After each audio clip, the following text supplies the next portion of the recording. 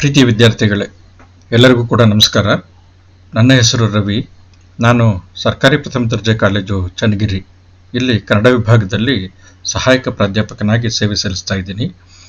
ಪ್ರಸ್ತುತ ನಾವು ದಾವಣಗೆರೆ ವಿಶ್ವವಿದ್ಯಾಲಯ ಪದವಿಯ ಮೊದಲನೇ ವರ್ಷದ BA, BSc ಮತ್ತು ಇತರ ಕಾಂಬಿನೇಷನ್ಗಳಿಗೆ ನಿಗದಿಪಡಿಸಿರುವಂಥ ಕನ್ನಡ ಸಂಸ್ಕೃತಿ ಪಠ್ಯಪುಸ್ತಕ.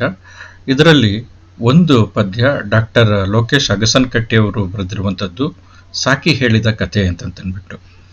ಈ ಕಾವ್ಯವನ್ನು ಇವತ್ತು ನಾವು ಅಭ್ಯಾಸ ಮಾಡೋಣ ಮತ್ತು ಇದನ್ನು ಅರ್ಥ ಮಾಡ್ಕೊಳ್ಳೋದಕ್ಕೆ ಪ್ರಯತ್ನ ಪಡೋಣ. ಈ ಪದ್ಯ ತುಂಬ ಸೂಕ್ಷ್ಮವಾಗಿರುವಂಥ, ಇವತ್ತಿನ ಸಂದರ್ಭಕ್ಕೆ ಅತ್ಯಂತ ಸಂವೇದನಾಶೀಲವಾಗಿರುವಂಥ ಒಂದು ಕವಿತೆ. ಇದನ್ನು ನಾವು ಅರ್ಥ ಮಾಡ್ಕೊಳ್ಳುವಂಥದ್ದು ಮತ್ತು ಚರ್ಚೆ ಮಾಡುವಂಥದ್ದು ಇವತ್ತಿನ ಸಂದರ್ಭದಲ್ಲಿ ತುಂಬ ಸಂಕೀರ್ಣವಾಗಿರುವಂಥ ಒಂದು ವಿಷಯ ಆಗಿದೆ. ಇದನ್ನು ಮೊದಲು ನಾನು ಸ್ಪಷ್ಟಪಡಿಸ್ತಾ ಇದ್ದೀನಿ. ಯಾಕೆ ಅಂತಂತಂದರೆ, ಇದು ಒಂದು ಗುರಿಯನ್ನು ತಲುಪೋದಕ್ಕೆ ಹಿಂಸೆ ಮತ್ತು ಅಹಿಂಸೆ ಇವೆರಡರಲ್ಲಿ ಯಾವ ಮಾರ್ಗವನ್ನು ಹಿಡಿಬೇಕು ಅನ್ನುವಂಥದ್ದನ್ನು ಜಿಜ್ಞಾಸೆಗೆ ಒಳಪಡಿಸುವಂಥ ಒಂದು ಕವನ ಅಥವಾ ಕವಿತೆ. ಸಾಕಿ ಅನ್ನುವಂಥ ಒಬ್ಬ ವ್ಯಕ್ತಿ ಹೇಳಿರುವಂಥ ಕಥೆ ಅನ್ನುವಂಥ ಒಂದು ಶೀರ್ಷಿಕೆ ಇದಕ್ಕಿದೆ. ಲೋಕೇಶ್ ಅಗಸನಕಟ್ಟೆಯವರು ಇದನ್ನು ಬರೆದಿದ್ದಾರೆ. ಈ ಸಾಕಿ ಹೇಳಿರುವಂಥ ಕಥೆಯಲ್ಲಿ ಸಾಕಿ ಯಾರು ಅನ್ನುವಂಥದ್ದನ್ನು ನಾವು ಆಮೇಲೆ ಚರ್ಚೆ ಮಾಡೋಣ. ಮೊದಲು ಲೋಕೇಶ್ ಅಗಸನಕಟ್ಟೆ ಇವರ ವ್ಯಕ್ತಿ ಪರಿಚಯವನ್ನು ನಾವು ಮಾಡ್ಕೊಳ್ಬೋದು. ಲೋಕೇಶ್ ಅಗಸನಕಟ್ಟೆಯವರು ಪ್ರಸ್ತುತ ಚಿತ್ರದುರ್ಗದಲ್ಲಿ ಸ್ನಾತಕೋತ್ತರ ಅಧ್ಯಯನ ಕೇಂದ್ರದ ಕನ್ನಡ ವಿಭಾಗದ ಮುಖ್ಯಸ್ಥರಾಗಿದ್ದಾರೆ. ಇವರು ಸುಮಾರು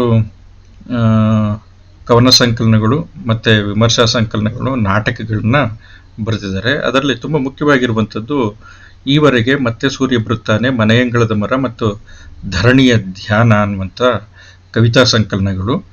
ನಂತರ ನೀರೊಳಗಿನ ಕಿಚ್ಚು, ಕನ್ನಡ ಕಾವ್ಯ ಹಾಗೂ ನಮ್ಮ ಒಳಗಿನ ಕನ್ನಡ ಕಾವ್ಯ, ನಮ್ಮ ಒಳಗಿನ ಬೆಳಗು ಅನ್ನುವಂಥ ವಿಮರ್ಶಾ ಸಂಕಲನ. ಆಮೇಲೆ ನಮ್ಮೆಲ್ಲರ ಬುದ್ಧ ಅನ್ನುವಂಥ ಒಂದು ನಾಟಕ, ಇವುಗಳನ್ನು ಬರೆದಿದ್ದಾರೆ. ನಮ್ಮ ಸಂದರ್ಭದ ಅತ್ಯಂತ ಪ್ರಗತಿಪರವಾಗಿರುವಂಥ, ಪ್ರಗತಿಶೀಲವಾಗಿರುವಂಥ ಒಬ್ಬರು ಬರಹಗಾರರು. ಕುವೆಂಪು ವಿಶ್ವವಿದ್ಯಾಲಯದಿಂದ ಇವರು ಡಾಕ್ಟರೇಟ್ ಪದವಿಯನ್ನು ಪಡೆದಿದ್ದಾರೆ. ಇನ್ನು ಪಠ್ಯದ ಬಗ್ಗೆ ನಾವು ಬರೋದಾದರೆ, ಅತ್ಯಂತ ಇವತ್ತಿನ ಸಂದರ್ಭದಲ್ಲಿ ಅತ್ಯಂತ ತುಂಬ ಅಂದರೆ ಸೂಕ್ಷ್ಮವಾಗಿರುವಂಥ ಒಂದು ಸೂಕ್ಷ್ಮ ಮತ್ತು ಅತ್ಯಂತ ಅಪಾಯಕಾರಿಯಾಗಿರುವಂಥ ಒಂದು ವಸ್ತುವನ್ನು ಇವರು ತಮ್ಮ ಕಾವ್ಯಕ್ಕೆ ಆಯ್ದುಕೊಂಡಿದ್ದಾರೆ. ಅದು ಸಾಕೇತ್ ರಾಜನ್ ಅನ್ನುವಂಥ ವ್ಯಕ್ತಿಯ ಕುರಿತಂಥ ಕವಿತೆ. ಸಾಕೇತ್ ರಾಜನನ್ನ ವ್ಯವಸ್ಥೆ ಅನ್ನುವಂಥದ್ದು, ಇವತ್ತಿನ ವ್ಯವಸ್ಥೆ ಅನ್ನುವಂಥದ್ದು ನಕ್ಸಲೈಟ್ ಅಂತಂದ್ಬಿಟ್ಟು ಅವರನ್ನು ಗುರುತಿಸಿದೆ. ಈ ವ್ಯಕ್ತಿಯ ಬಗ್ಗೆ ಡಾಕ್ಟರ್ ಲೋಕೇಶ್ ಅಗಸನಕಟ್ಟೆಯವರು ಕವಿತೆಯನ್ನು ಬರೆದಿದ್ದಾರೆ. ಆದರೆ ಡಾಕ್ಟರ್ ಲೋಕೇಶ್ ಅಗಸನಕಟ್ಟೆಯವರು ಸಾಕೇತ್ ರಾಜನ್ ಅವರ ಪರ ಇದರ ಇಲ್ವಾ ಅನ್ನುವಂಥದ್ದು ಇಲ್ಲಿ ಮುಖ್ಯ ಅಲ್ಲ. ಬದಲಿಗೆ, ಮತ್ತು ಅದು ಈ ಕವನದ ಆಶಯನೂ ಕೂಡ ಅಲ್ಲ, ಬದಲಿಗೆ ಹಿಂಸೆ ಮತ್ತು ಅಹಿಂಸೆಯನ್ನು ಅಭಿಮುಖವಾಗಿಸಿ ಈ ಚರಿತ್ರೆಯ ನಿರ್ಮಾಪಕವಾಗಿರುವಂಥ ಮೂಲಭೂತ ಶಕ್ತಿ ಯಾವುದಾಗತ್ತೆ, ಯಾವುದಾಗಿರಬೇಕು ಅನ್ನುವಂಥ ಆಶಯವನ್ನು ಕುರಿತು ಚರ್ಚೆ ಮಾಡುವಂಥ ಒಂದು ಕೆಲಸವನ್ನು ಲೋಕೇಶ್ ಅಗಸನಕಟ್ಟೆ ಮಾಡ್ತಾರೆ. ಇಲ್ಲಿ ನಾನಾಗಲೇ ಹೇಳಿದೆ, ಸಾಕಿ ಅಥವಾ ಸಾಕೇತ್ ರಾಜನ್ ಅನ್ನುವಂಥವ್ರು ನಕ್ಸಲೈಟ್ ಅನ್ನುವಂಥ ಒಂದು ಚಳವಳಿಗೆ ಸಂಬಂಧಪಟ್ಟಂಗೆ ಇವರು ಅತ್ಯಂತ ಮುಖ್ಯರಾಗಿರುವಂಥ ಒಬ್ಬರು ವ್ಯಕ್ತಿ. ಪಶ್ಚಿಮ ಬಂಗಾಳದ ನಕ್ಸಲ್ಬರಿ ಎನ್ನುವಂಥ ಒಂದು ಊರಿನಲ್ಲಿ ಪ್ರಾರಂಭವಾದಂಥ ಹಿಂಸಾತ್ಮಕವಾಗಿರುವಂಥ ಪ್ರಭುತ್ವದ ವಿರುದ್ಧದ ಚಳವಳಿಯನ್ನು ನಕ್ಸಲ್ಬರಿ ಚಳವಳಿ ಅಥವಾ ನಕ್ಸಲೈಟ್ ಚಳವಳಿ ಅಂತ ಕರೀತಾರೆ. ಅದು ನಂತರ ಬಿಹಾರ, ಒಡಿಸ್ಸಾ, ಆಂಧ್ರ ಪ್ರದೇಶ, ನಂತರ ನಮ್ಮ ಕರ್ನಾಟಕದ ಭಾಗಗಳಿಗೆ ಅದು ವ್ಯಾಪಿಸ್ಕೊಳ್ತು. ಕರ್ನಾಟಕದ ಮಲೆನಾಡಿನ ಭಾಗದಲ್ಲಿ ಕ್ರಿಯಾಶೀಲವಾಗಿದ್ದಂಥ ಒಬ್ಬ ನಕ್ಸಲೈಟ್ ಅಂತಂತ ಹೇಳಲಾಗುವಂಥ ವ್ಯಕ್ತಿ, ಅವರ ಮುಖಂಡ ಅಂತ, ನಕ್ಸಲೈಟ್ಗಳ ಮುಖಂಡ ಅಂತಂತ ಹೇಳಲಾಗುವಂಥ ವ್ಯಕ್ತಿ ಸಾಕಿ ಅಥವಾ ಸಾಕೇತ್ ರಾಜನ್. ಈತ ಅತ್ಯಂತ ಪ್ರತಿಭಾಶಾಲಿ ಮತ್ತು ತುಂಬ ಚೆನ್ನಾಗಿ ಅಧ್ಯಯನ ಮಾಡಿದಂಥವನು.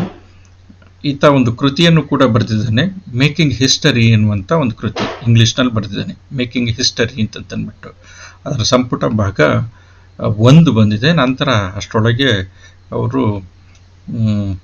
ಗೋಲಿಬಾರ್ನಲ್ಲಿ ತೀರ್ಕೊಂಡ್ರು. ಈ ವ್ಯಕ್ತಿಯನ್ನು ಕುರಿತು ಲೋಕೇಶ್ ಅಗಸನಕಟ್ಟೆ ಅವರು ಬರೆದಿದ್ದಾರೆ. ಸಾಕಿ ಬಗ್ಗೆ ಅಥವಾ ಸಾಕಿತ್ ರಾಜನ್ ಬಗ್ಗೆ ನಾವು ತಿಳ್ಕೊಳ್ಬೇಕಾಗಿರುವಂಥ ವಿಷಯ ಇಷ್ಟು. ಈಗ ಈ ಸಾಕಿ ಯಾತಕ್ಕೋಸ್ಕರ ಹೋರಾಡ್ತಾರೆ ಅನ್ನುವಂಥದ್ದು ಒಂದು ಮುಖ್ಯವಾಗಿರುವಂಥ ಅಂಶ.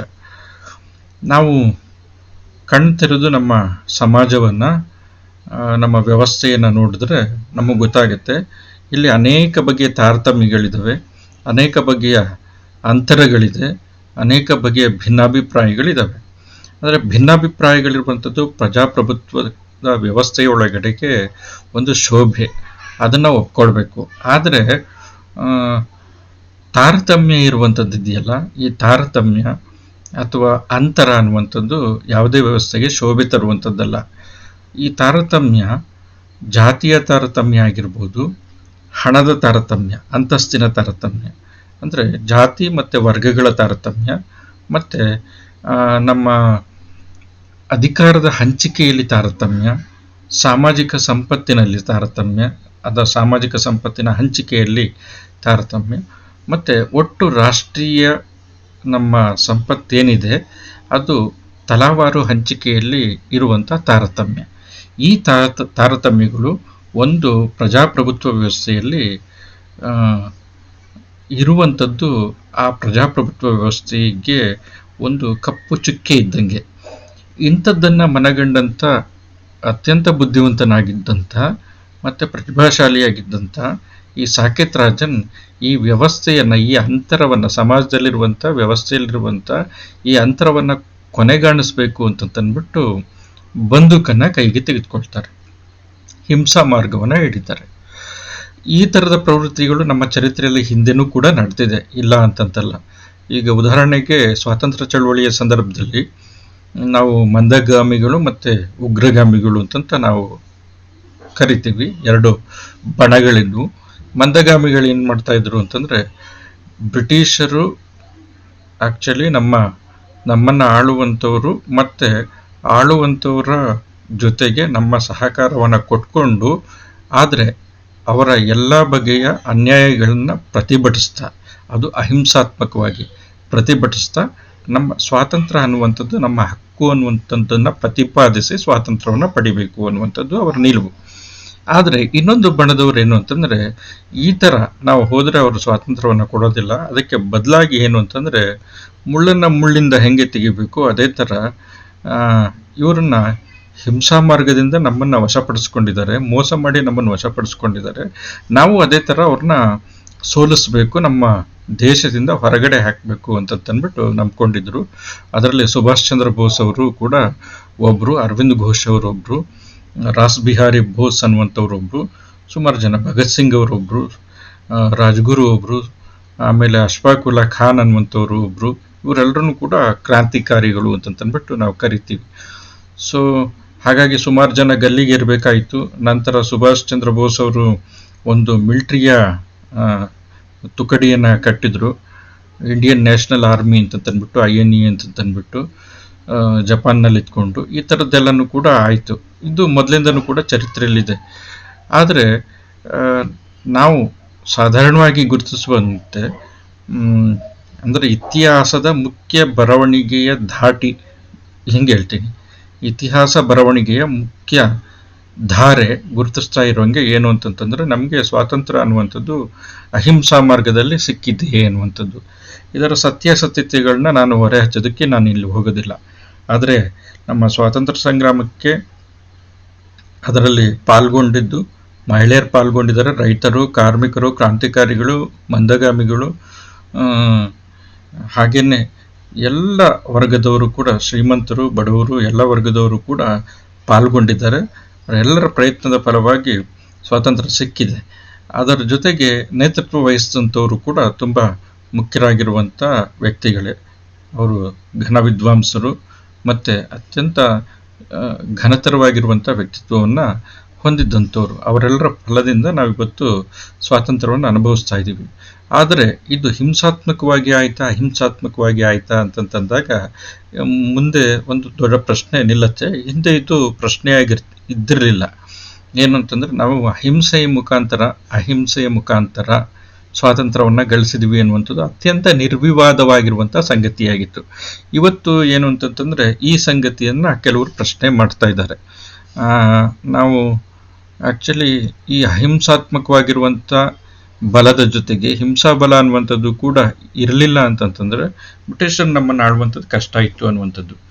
ಈ ಸಂಘರ್ಷಗಳಿದಾವಲ್ಲ, ಈ ಸಂಘರ್ಷಗಳೇನು ಅಂತಂತಂದರೆ ನಮ್ಮನ್ನು ಒಂದು ನಿಲುವಿಗೆ ನಮ್ಮ ಸ್ವಾತಂತ್ರ್ಯ ಅನ್ನುವಂಥದ್ದು ನಾವು ಹೆಂಗೆ ಪಡ್ಕೊಂಡಿದ್ವಿ ಅನ್ನುವಂಥದ್ರ ಬಗ್ಗೆ ಒಂದು ನಿಲುವಿಗೆ ಬರಲಾಗದಂತೆ ತಡೆದಿದೆ. ಸೊ ಇದೇ ಅಂಶ ಸಾಕೇತ್ ರಾಜರ ವಿಷಯದಲ್ಲೂ ಕೂಡ ಆಗ್ತಾ ಇದೆ. ಏನು ಅಂತಂತಂದರೆ ಹಿಂಸೆಯ ಮುಖಾಂತರ ನಮ್ಮ ಸಮಾಜದಲ್ಲಿರುವಂಥ ಎಲ್ಲ ತಾರತಮ್ಯಗಳನ್ನು ನಿವಾರಿಸೋದಕ್ಕೆ ಸಾಧ್ಯ ಆಗತ್ತಾ ಅನ್ನುವಂಥದ್ದು. ಯಾಕೆ ಅಂತಂದರೆ ಹಿಂಸೆಯನ್ನು ಅನುಭವಿಸ್ತಾ ಇರುವಂಥ ಒಂದು ಸಮಾಜ ತಾರತಮ್ಯವನ್ನು ಅನುಭವಿಸ್ತಾ ಇದೆ. ಇದರ ತರ್ಕ ಹಿಂಗಿದೆ ನೋಡ್ರಿ. ಒಂದು ಸಮಾಜದಲ್ಲಿ ಜಾತಿಯ ತಾರತಮ್ಯ, ಧರ್ಮದ ಹೆಸರಿನಲ್ಲಿ ತಾರತಮ್ಯ, ಲಿಂಗದ ಹೆಸರಿನಲ್ಲಿ ತಾರತಮ್ಯ, ದುಡ್ಡಿನ ಹೆಸರಿನಲ್ಲಿ, ಅಂತಸ್ತಿನ ಹೆಸರಿನಲ್ಲಿ ತಾರತಮ್ಯ, ಪ್ರದೇಶವಾರು, ಭಾಷಾವಾರು ತಾರತಮ್ಯಗಳೆಲ್ಲ ಇದೆ ಅಂತಂತಂದರೆ ಅದಕ್ಕೆ ಒಂದು ವ್ಯವಸ್ಥೆಯ ಬೆಂಬಲ ಅನ್ನುವಂಥದ್ದು ಇರುತ್ತೆ. ಈ ಬೆಂಬಲ ಅನ್ನುವಂಥದ್ದು, ಅಧಿಕಾರದ ಬೆಂಬಲ ಅನ್ನುವಂಥದ್ದು ಇದೆ ಅಂತಂದರೆ ಅದು ಹಿಂಸಾ ರೂಪದ್ದಾಗಿರುತ್ತೆ. ಹಿಂಸೆ ಅನ್ನುವಂಥದ್ದು ಬರೀ ಬಲಪೂರ್ವಕವಾಗಿ ಆಗಿರುವಂಥದ್ದು ಮಾತ್ರ ಅಂತಂತಲ್ಲ. ಎರಡು ರೀತಿ ಹಿಂಸೆ ಇರುತ್ತೆ. ಒಂದೇನಂತಂತಂದರೆ ನೇರವಾಗಿ ಕಾಣುವಂಥ ಹಿಂಸೆ, ಇನ್ನೊಂದೇನಂತಂದರೆ ಪ್ರಚ್ಛನ್ನವಾಗಿರುವಂಥ ಮರೆಮಾಚಿದಂಥ ಹಿಂಸೆ. ಅಂದರೆ ಬಲಿಷ್ಠರ ಎದುರು ಅಥವಾ ಬಹುಸಂಖ್ಯಾತರ ಎದುರು ಇತರ ಸಂಖ್ಯಾತರು, ಅಂದರೆ ಸ್ವಲ್ಪ ಕಡಿಮೆ ಜನಸಂಖ್ಯೆ ಇರುವಂಥವರು ಅಥವಾ ಕಡಿಮೆ ಅಧಿಕಾರ ಇರುವಂಥವ್ರು, ಕಡಿಮೆ ಬಲ ಇರುವಂಥವ್ರು ಅವ್ರ ಮಾತನ್ನು ತಾವಾಗಿಯೇ ಕೇಳಿ ಒಪ್ಪುವಂತೆ ಮಾಡುವಂಥ ಒಂದು ಮನಸ್ಥಿತಿ, ಆ ಥರದೊಂದು ಪರಿಸ್ಥಿತಿಯನ್ನು ಕ್ರಿಯೇಟ್ ಮಾಡಿಬಿಡುವಂಥದ್ದು. ಇದನ್ನು ಕೂಡ ಒಂದು ಹಿಂಸೆನೇ, ಸೂಕ್ಷ್ಮ ರೂಪದ ಹಿಂಸೆ. ಆದರೆ ನೇರ ಬಲಪ್ರಯೋಗದ ಹಿಂಸೆಗಿಂತ ಹೆಚ್ಚು ಪ್ರಭಾವ ಬೀರುವಂಥ ಹಿಂಸೆ. ಸೊ ಈ ಥರದ ಹಿಂಸೆ ಇವತ್ತು ನಾವು ಫೇಸ್ ಮಾಡ್ತಾ ಇದ್ದೀವಿ. ಸೊ ಹಾಗಾಗಿ ಏನು ಅಂತಂತಂದರೆ ಈಗ ಸಾಕೇತ್ ರಾಜನ್ ಈ ಥರದ ಹಿಂಸೆ ನಾವನ್ನ ಅನುಭವಿಸ್ತಾ ಇದ್ದೀವಿ ಅಂತಂತಂದರೆ ಜಾತಿ, ಧರ್ಮ, ಭಾಷೆ, ಪ್ರದೇಶದ ಹೆಸರಿನಲ್ಲಿ, ಲಿಂಗದ ಹೆಸರಿನಲ್ಲಿ ಅಥವಾ ಅಧಿಕಾರದ ಹೆಸರಿನಲ್ಲಿ ಈ ಥರದ ಹಿಂಸೆಯನ್ನು ನಾವು ಅನುಭವಿಸ್ತಾ ಇದ್ದೀವಿ ಅಂತಂದರೆ ಆ ಹಿಂಸೆಯನ್ನು ನಿವಾರಿಸೋದಕ್ಕೆ ಮತ್ತೊಂದು ಥರದ ಹಿಂಸೆಯನ್ನು ನಾವು ಬಳಸ್ಕೊಂಡ್ವಿ ಅಂತಂತಂದರೆ ಇದು ಮತ್ತೆ ಕೊನೆಗೆ ನಾವು ಎಲ್ಲಿಗೆ ತಲುಪ್ತೀವಿ ಅಂತಂದರೆ ಹಿಂಸೆಯನ್ನು ನಿವಾರಿಸೋದಕ್ಕೆ ಮತ್ತೊಂದು ಹಿಂಸೆಯನ್ನು ಬಳಸ್ದಂಗೆ ಕೊನೆಗೂ ಕೂಡ ನಿಲ್ಲುವಂಥದ್ದು ಹಿಂಸೆನೇ. ಸೊ ಹಾಗಾಗಿ ಕೊನೆಗೂ ನಾವು ಸಾಧಿಸಿದ್ದೇನು ಅನ್ನುವಂಥದ್ದು ಒಂದು ಪ್ರಶ್ನೆ ಬಂದ್ಬಿಡುತ್ತೆ. ಯಾಕೆ ಅಂತಂತಂದರೆ ಈ ಜಗತ್ತಿನಲ್ಲಿ ಸಮತೆಯನ್ನು ತರೋದಕ್ಕೆ ಅನೇಕ ರಾಷ್ಟ್ರಗಳು ಪ್ರಯತ್ನ ಪಟ್ಟಿದ್ದಾವೆ. ಸಮಾನತೆಯ ಒಂದು ರಾಷ್ಟ್ರವನ್ನು ಕಟ್ಟೋದಕ್ಕೆ ಅನೇಕ ರಾಷ್ಟ್ರಗಳು ಪ್ರಯತ್ನ ಪಟ್ಟಿದ್ದಾವೆ. ಈ ಸಮಾನತೆಯನ್ನು ಆ ರಾಷ್ಟ್ರಗಳಲ್ಲಿ ಬಂದಿದ್ದಾವೆ. ಆದರೆ ಆ ಸಮಾನತೆಯನ್ನು ತಂದಂಥ ಜನಗಳು ನಂತರ ಅವರ ಉತ್ತರಾಧಿಕಾರಿಗಳು ಅಲ್ಲಿ ಸರ್ವಾಧಿಕಾರಿಗಳಾಗ್ಬಿಟ್ಟಿದ್ದಾರೆ. ಅಲ್ಲಿ ಮಿಲಿಟರಿಯ ಆಡಳಿತ ಇದೆ. ಈಗ ಅಲ್ಲಿ ಸಮಾನತೆಯ ಒಂದು ಮಾತ್ರ ಇದೆ, ಅದು ನಾಮಮಾತ್ರದ ಸಮಾನತೆ ಇದೆ.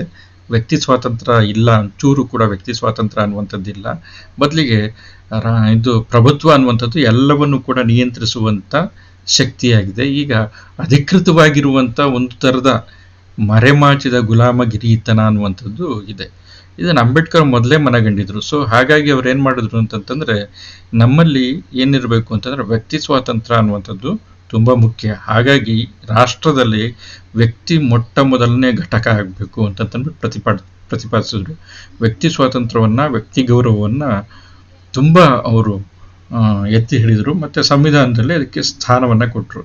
ಸೊ ಹಾಗಾಗಿ ಏನು ಅಂತಂತಂದರೆ ನಮ್ಮಲ್ಲಿ ಪ್ರಜಾಪ್ರಭುತ್ವ, ಅದರಲ್ಲೂ ಕೂಡ ಬೇರೆ ಬೇರೆ ಥರದ ಪ್ರಜಾಪ್ರಭುತ್ವ ಇದೆ, ಅಧ್ಯಕ್ಷೀಯ ಮತ್ತು ಸಂಸದೀಯ ಮಾದರಿ. ನಮ್ಮಲ್ಲಿ ಸಂಸದೀಯ ಮಾದರಿ ಪ್ರಜಾಪ್ರಭುತ್ವನೇ ಬೇಕು. ಯಾಕೆಂತಂದರೆ ಬಹು ಜನರು ಕೂತ್ಕೊಂಡು ಭಿನ್ನಾಭಿಪ್ರಾಯಗಳ ಜೊತೆಗೆ ಕೂತ್ಕೊಂಡು ಒಂದು ತೀರ್ಮಾನಕ್ಕೆ ಬರಬೇಕು ಯಾವುದೇ ವಿಷಯದ ಬಗ್ಗೆ. ಇಲ್ಲ ಅಂತಂದರೆ ಯಾವುದೋ ಒಬ್ಬ ವ್ಯಕ್ತಿಯ ಕೈಗೆ ಅಧಿಕಾರ ಅನ್ನುವಂಥದ್ದು ಹೋದರೆ, ಅಧ್ಯಕ್ಷೀಯ ಪ್ರಜಾಪ್ರಭುತ್ವದ ಮಾದರಿಯಲ್ಲಿ ಅಮೆರಿಕದಲ್ಲಿರೋಂಗೆ ನಮ್ಮ ದೇಶದಲ್ಲಿ ಏನಾದರೂ ಆಯಿತು ಅಂತಂತಂದರೆ ಆ ವ್ಯಕ್ತಿ ನಿರಂಕುಶಾಧಿಕಾರಿ ಆಗೋದಕ್ಕೆ ಸಾಧ್ಯ ಆಗಿಬಿಡುತ್ತೆ. ನಮ್ಮ ವ್ಯವಸ್ಥೆಯಲ್ಲಿ ಜಾತಿ ಧರ್ಮಗಳ ಹೆಸರಿನಲ್ಲಿ ಹೊಡೆದಾಡ್ಕೊಳ್ತಾ ಇರುವಂಥ ಭಾಷೆ ಹೆಸರಿನಲ್ಲಿ ತಾರತಮ್ಯಗಳಿರುವಂಥ ಮತ್ತು ಬಹುಸಂಖ್ಯಾತರು ಮತ್ತು ಕಡಿಮೆ ಜನರಿರುವಂಥ ಇಂತಹ ಪರಿಸ್ಥಿತಿಯಲ್ಲಿ ಏನಾಗುತ್ತೆ ಅಂತಂತಂದರೆ ತಾರತಮ್ಯ ಅನ್ನುವಂಥದ್ದು ತುಂಬ ದೊಡ್ಡ ಪ್ರಮಾಣದಲ್ಲಿರುವಂಥದ್ದು. ಸೊ ಹಾಗಾಗಿ ಏನಂತಂತಂದರೆ ಇದನ್ನು ನಿಯಂತ್ರಣಕ್ಕೆ ತರಬೇಕು ಅಂತಂದರೆ ಸಂಸದೀಯ ಪ್ರಜಾಪ್ರಭುತ್ವ ಬೇಕು ಅಂತಂತಂದ್ಬಿಟ್ಟು. ಸೊ ಹಾಗಾಗಿ ಏನು ಅಂತಂತಂದರೆ ಹಿಂಸೆಯಿಂದ ಎದುರಿಸೋದಕ್ಕಾಗತ್ತಾ ಅನ್ನುವಂಥದ್ದು ದೊಡ್ಡ ಪ್ರಶ್ನೆ. ಆ ಪ್ರಶ್ನೆಯನ್ನು ತೆಗೆದುಕೊಂಡು ಲೋಕೇಶ್ ಅಗಸನಕಟ್ಟೆ ಅವರು ಸಾಕಿ ಹೇಳಿದ ಕಥೆಯನ್ನು ಅವರು ಕಟ್ಟಿದ್ದಾರೆ, ರೂಪಿಸಿದ್ದಾರೆ, ಅಥವಾ ಆ ಕವಿತೆ ಆ ರೀತಿ ಅದನ್ನು ರೂಪಿಸ್ಕೊಂಡಿದೆ. ಏನು ಹೇಳ್ತಾರೆ ಲೋಕೇಶ್ ಅಗಸನಕಟ್ಟೆ ಅವರು ಪ್ರಾರಂಭದಲ್ಲಿ ನೋಡ್ರಿ, ಪ್ರಾರಂಭದಲ್ಲೇ ಏನು ಅಂತಂತಂದರೆ ಅವರು ಮೆನ್ಷನ್ ಮಾಡಿಬಿಡ್ತಾರೆ ಸಾಕೇತ್ ರಾಜನ್ನ ಬಲಿ ಪಡೆದಿರುವಂಥದ್ದು. ಅಂದರೆ ಅಧಿಕಾರ ಅನ್ನುವಂಥದ್ದು ಏನು ಮಾಡಿದೆ ಅಂತಂದರೆ, ಪ್ರಧಾನ ಅಧಿಕಾರ ವಲಯ ಅನ್ನುವಂಥದ್ದು ಏನು ಮಾಡಿದೆ ಅಂತಂದರೆ, ಸಾಕೇತ್ ರಾಜನ್ ಅನ್ನುವಂಥ ನಕ್ಸಲೈಟ್ನನ್ನು ಅಥವಾ ಹಿಂಸೆಯನ್ನು ತನ್ನ ಗುರಿಯನ್ನು ಸಾಧಿಸೋದಕ್ಕೆ ಒಂದು ಉಪಕರಣ ಅಂತ ಬಳಸ್ಕೊಂಡಿರುವಂಥ ಸಾಕೇತ್ ರಾಜನನ್ನು ಕೊಲ್ಲಲಾಗಿದೆ. ಅಧಿಕಾರ ಅನ್ನುವಂಥದ್ದು, ಪ್ರಭುತ್ವ ಅನ್ನುವಂಥದ್ದು ಏನು ಮಾಡಿದೆ ಅಂತಂದರೆ ಆತನನ್ನು ಬಲಿ ಪಡೆದಿದೆ. ಅದನ್ನು ಮೆನ್ಷನ್ ಮಾಡ್ತಾ ಇದ್ದಾರೆ. ಗುಂಡು ಹಾರಿ ನೋಡಿ, ಓದ್ತಿದ್ದೀನಿ, ಪದ್ಯ ಓದ್ತಾ ಇದ್ದೀನಿ. ಗುಂಡು ಹಾರಿ ತಲೆಯ ಚಿಪ್ಪು ಎಗರಿ ಮಿದುಳು ಕಂಡ ರಾತ್ರಿ ಸಾಕಿ ನೀನು ಹೇಳುತ್ತಿದ್ದ ಕತೆ ನೆನಪಾಯಿತು. ಸಾಕೇತ್ ರಾಜನ್ನ ಎನ್ಕೌಂಟರ್ ಆಗಿದೆ. ಸಾಕೇತ್ ರಾಜನನ್ನ ಬಲಿ ಪಡೆದಿದೆ ವ್ಯವಸ್ಥೆ. ಅತ್ಯಂತ ಪ್ರತಿಭಾವಂತನಾಗಿರುವಂಥ ವ್ಯಕ್ತಿ. ವ್ಯವಸ್ಥೆ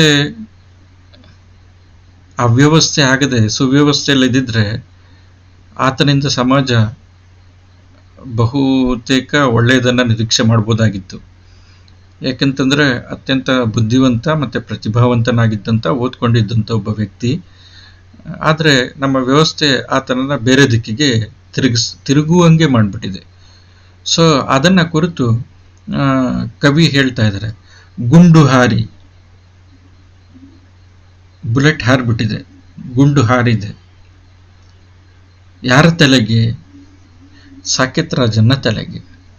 ತಲೆಯ ಚಿಪ್ಪು ಎಗರಿ ಮಿದುಳು ಕಂಡ ರಾತ್ರಿ ಸಾಕಿ ನೀನು ಹೇಳುತ್ತಿದ್ದ ಕತೆ ನೆನಪಾಯಿತು. ಅವತ್ತು ಸುದ್ದಿ ಬಂದಿದೆ, ಏನು ಅಂತಂತಂದ್ರೆ ಸಾಕೇತ್ ರಾಜನ್ ಪೊಲೀಸರ ಗುಂಡಿಗೆ ಬಲಿಯಾಗಿ ಸತ್ತಿದ್ದಾನೆ ಅಂತಂದ್ಬಿಟ್ಟು ನ್ಯೂಸ್ ಚಾನಲ್ನಲ್ಲೆಲ್ಲ ಬಂತು. ಬಹುತೇಕ ನೀವೆಲ್ಲ ಸಣ್ಣವರಿದ್ರಿ ಅಂತ ಅನ್ಸುತ್ತೆ ಇನ್ನೂ ಕೂಡ. ಆ ಸಂದರ್ಭದಲ್ಲಿ ಅದನ್ನ ನೆನಪು ಮಾಡ್ಕೊಳ್ತಾ ಇದ್ದಾರೆ ಕವಿ ಅಥವಾ ನಿರೂಪಕ. ಗುಂಡು ಹಾರಿದೆ, ಸುದ್ದಿ ಬಂದ್ಬಿಟ್ಟಿದೆ. ಗುಂಡು ಹಾರಿ ತಲೆಯ ಚಿಪ್ಪು ಎಗರಿ ಮಿದುಳು ಕಂಡ ರಾತ್ರಿ ಸಾಕಿ ನೀನು ಹೇಳುತ್ತಿದ್ದ ಕತೆ ನೆನಪಾಯಿತು. ಪೊಲೀಸರ ಬಂದೂಕಿನಿಂದ ಗುಂಡು ಹಾರಿದೆ, ತಲೆ ಚಿಪ್ಪು ಎಗರಿದೆ, ಮಿದುಳು ಕಾಣ್ತಾ ಇದೆ, ಸತ್ತು ಬಿದ್ದಿದ್ದಾನೆ. ಆತನ ಫೋಟೋಗಳು ಪೇಪರ್ನಲ್ಲಿ ಬಂದಿದೆ. ಅಂದು ರಾತ್ರಿ ಸಾಕಿ ನೀನು ಹೇಳುತ್ತಿದ್ದ ಕತೆ ನೆನಪಾಯಿತು.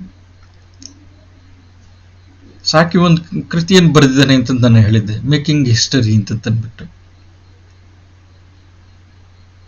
ಏನ್ ಕತೆ ಹೇಳಿದ್ದಾನೆ ಸಾಕಿ? ಲೇಖಕರು ಅದನ್ನು ನೆನಪು ಮಾಡ್ಕೊಳ್ತಾ ಇದ್ದಾರೆ. ಕೊಳದ ಮುಂದೆ ನಿಂತ ಜಿಂಕೆ ತನ್ನ ಪ್ರತಿಬಿಂಬ ನೋಡಿ ತನ್ನ ಚೆಲುವಲ್ಲೇ ತಾನು ಧ್ಯಾನಾಸಕ್ತ.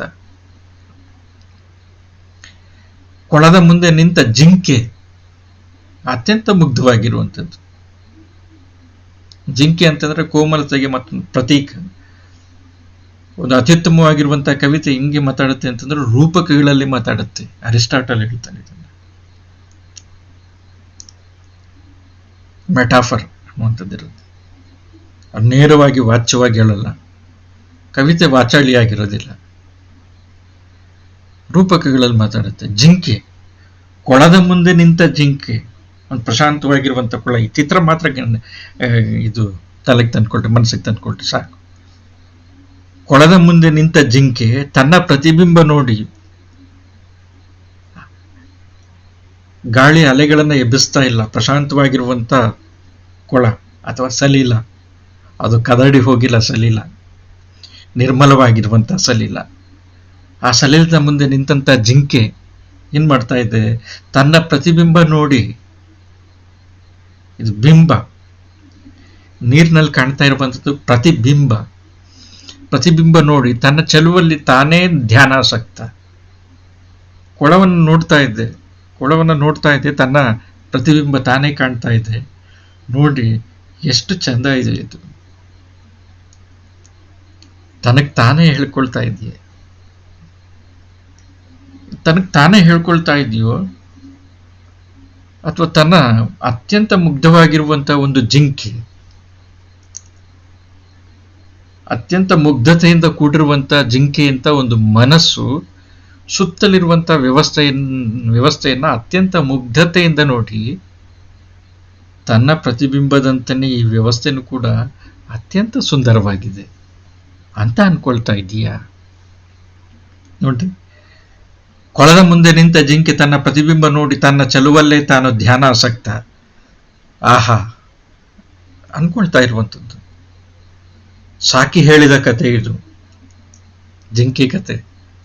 ಆಹಾ, ಎಂಥ ಕೊಂಬುಗಳು, ಚೆಲುವಾದ, ಕೊನೆಗೂ ಚೆಲ್ಲುವರಿದ ಆ ಕೊಂಬುಗಳು, ಕೊನೆಗೂ ತುದಿಗೂ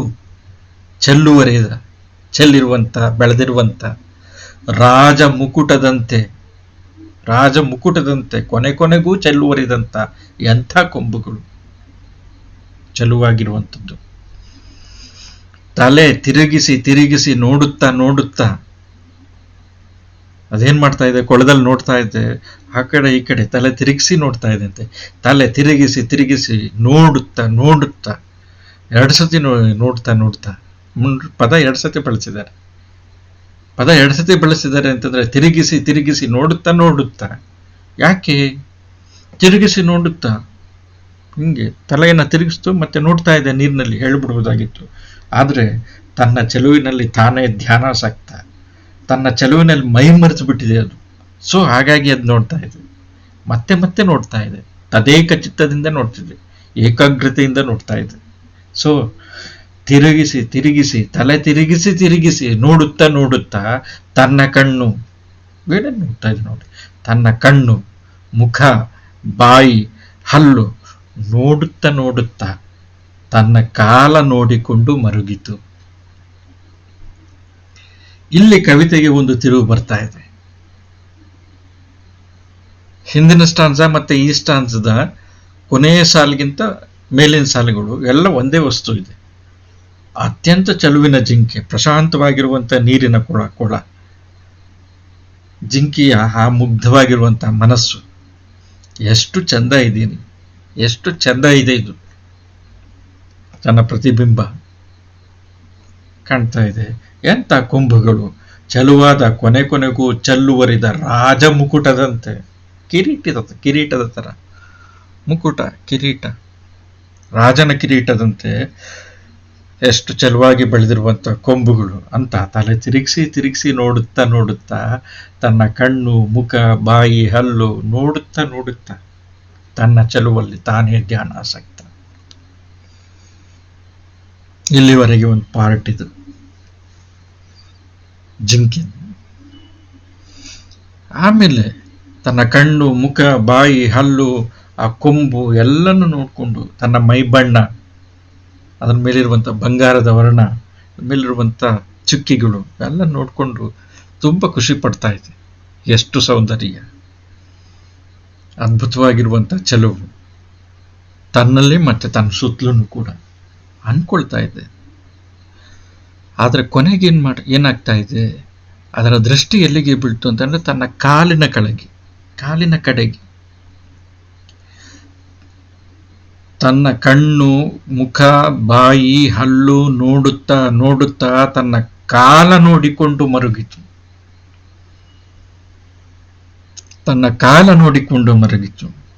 ಕಾಲನ್ನು ನೋಡ್ತು. ಕಾಲ ಅಂತಂದ್ರೆ ಇನ್ನೊಂದು ಯಮ, ಕಾಲ ಅಂತಂದ್ರೆ ಮೃತ್ಯು, ಸಾವು. ಆ ಜಿಂಕೆ ತನಗೆ ಮುಂದೆ ಒದಗಬಹುದಾಗಿರುವಂತಹ ಸಾವನ್ನ ಕಂಡು ಮರುಗ್ತಾ, ಕಾಡಿನಲ್ಲಿರುವಂತಹ ಜಿಂಕೆಗೆ ಯಾವಾಗ್ಲೂ ಕೂಡ ಹುಲಿಯ ಹುಲಿಯಿಂದ ನಾನು ಸಾಯ್ಬೋದು, ಹುಲಿಯಿಂದ ಮರುಕ್ಷಣದಲ್ಲಿ ನಾನು ಸಾಯ್ಬೋದು, ಈ ಕ್ಷಣದವರೆಗೆ ನಾನು ಬದುಕಿದ್ದೀನಿ, ನನ್ನ ಜೀವನ ಇಲ್ಲಿವರೆಗೆ ಇದೆ, ಮರುಕ್ಷಣದಲ್ಲಿ ನಾನು ಇಲ್ಲವಾಗ್ಬೋದು ಅನ್ನುವ ಕಾಲನ ಭಯ ಇರ್ಬೋದು, ಸಾವಿನ ಭಯ. ಇನ್ನೊಂದು ಇಲ್ಲಿ ಕಾಲು ನಾಮಪದ. ತನ್ನ ಕಾಲ ನೋಡಿಕೊಂಡು ಮರುಗಿತು. ಯಾಕೆ ಮರುಗಬೇಕಾಗಿದೆ? ಎಂತಹ ಕೊಂಬು, ತನ್ನ ಚೆಲುವಲ್ಲಿ ತಾನು ಧ್ಯಾನಾಸಕ್ತನಾಗೋದಕ್ಕೆ ಕಾರಣವಾಗಿದ್ದಂಥ ಕೊಂಬು, ಎಂತಹ ಕೊಂಬು, ಛೆ ಎಂತಹ ಕಾಲು. ದೇಹದಲ್ಲಿ ಭಿನ್ನತೆಯನ್ನು ಮಾಡ್ತೀವಿ. ಕೊಂಬು ಮತ್ತೆ ಕಾಲಿನ ನಡುವೆ ಅಂತರ ಇದೆ. ಇದನ್ನು ನಾವು ಗಮನಿಸಬೇಕಾಗಿದೆ. ಕವಿ ರೂಪಕದಲ್ಲಿ ಮಾತಾಡ್ತಾನೆ ನಾನು ಹೇಳಿದ್ದೆ, ಅರಿಸ್ಟಾಟಲ್ನ ಮಾತನ್ನು ನಾನು ಉದ್ಧರಿಸಿ ಹೇಳಿದ್ದೆ. ಕೊಂಬು ತಲೆ ಮೇಲಿರುವಂಥದ್ದು, ಶಿಖರಪ್ರಾಯವಾಗಿರುವಂಥದ್ದು, ಕಾಲು ಕೆಳಗಡೆ ಇರುವಂಥದ್ದು. ದೇಹದಲ್ಲಿ ತಲೆ ಶ್ರೇಷ್ಠ. ತಲೆ ಶ್ರೇಷ್ಠವಾಗಿರುವಂತಹ ಕಾರಣದಿಂದನೇ ತಲೆ ಮೇಲಿರುವಂಥ ಮುಡಿಯನ್ನ ದೇವರಿಗೆ ಅರ್ಪಿಸ್ತಾರೆ. ಕೂದಲು ಅಂತಂದು ಕರೆಯಲ್ಲ, ಮುಡಿ ಅಂತಂದು ಕರೀತಾರೆ. ಕಾಲು ಕನಿಷ್ಠ.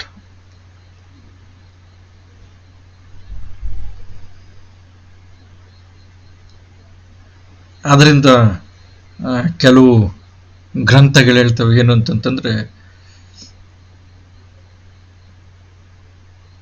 ಆ ಪರಮ ಪುರುಷನ ತಲೆಯಿಂದ ಬ್ರಹ್ಮನಿಗೆ ಸಮಾನರಾಗಿರುವಂತ ಬ್ರಾಹ್ಮಣರು ಹುಟ್ಟಿದ್ರು. ಚಾತುರ್ವರ್ಣ ವ್ಯವಸ್ಥೆ ಬಗ್ಗೆ ಹೇಳುತ್ತೆ ಕೆಲವು ಗ್ರಂಥಗಳು ಹೇಳ್ತವೆ. ಋಗ್ವೇದ 10ನೇ ಸೂಕ್ತ, ಪುರುಷ ಸೂಕ್ತ.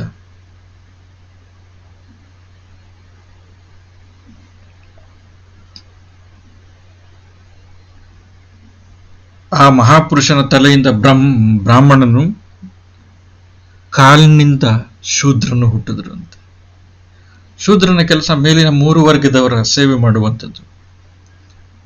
ಬ್ರಾಹ್ಮಣ, ಕ್ಷತ್ರಿಯ, ವೈಶ್ಯ, ಶೂದ್ರ, ಇದು ಸೇವೆ ಮಾಡುವಂಥದ್ದು ಶೂದ್ರರ ಕೆಲಸ. ಸೊ ಹಾಗಾಗಿ ತಲೆ ಶ್ರೇಷ್ಠ. ಸರ್ವೇಂದ್ರಿಯಗಳಲ್ಲಿ ಶಿರಸ್ಸು ಪ್ರಧಾನವಾಗಿರುವಂಥದ್ದು. ಸೊ ಹಾಗಾಗಿ ಯಾರಿಗೆ ಇದು ಗುರು ಸಮಾನರಿಗೆ, ದೇವತೆಗಳಿಗೆ ನಮಸ್ಕಾರ ಮಾಡ್ಬೇಕಾದ್ರೆ ತಲೆಯನ್ನು ಬಾಗಿ ನಮಸ್ಕಾರ ಮಾಡು. ತಲೆ ಶ್ರೇಷ್ಠ, ಕಾಲು ಕನಿಷ್ಠ.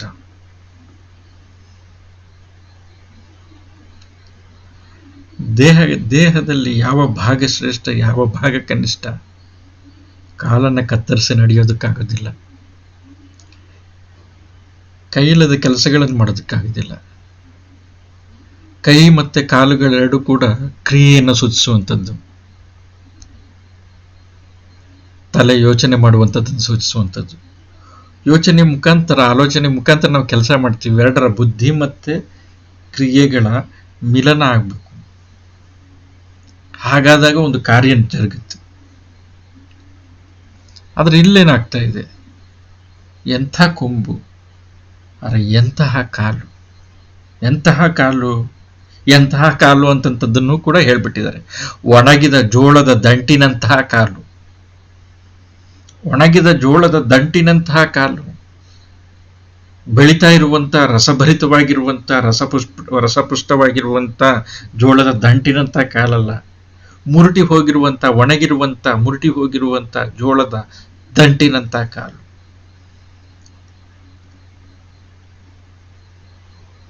ಜಿಂಕೆ ಮತ್ತೆ ಜಿಂಕೆ ಜಾತಿಯ ಕಾಲುಗಳು ನೋಡಿದ್ರೆ ಎಲುಬುಗಳು ಕಾಣ್ತವೆ.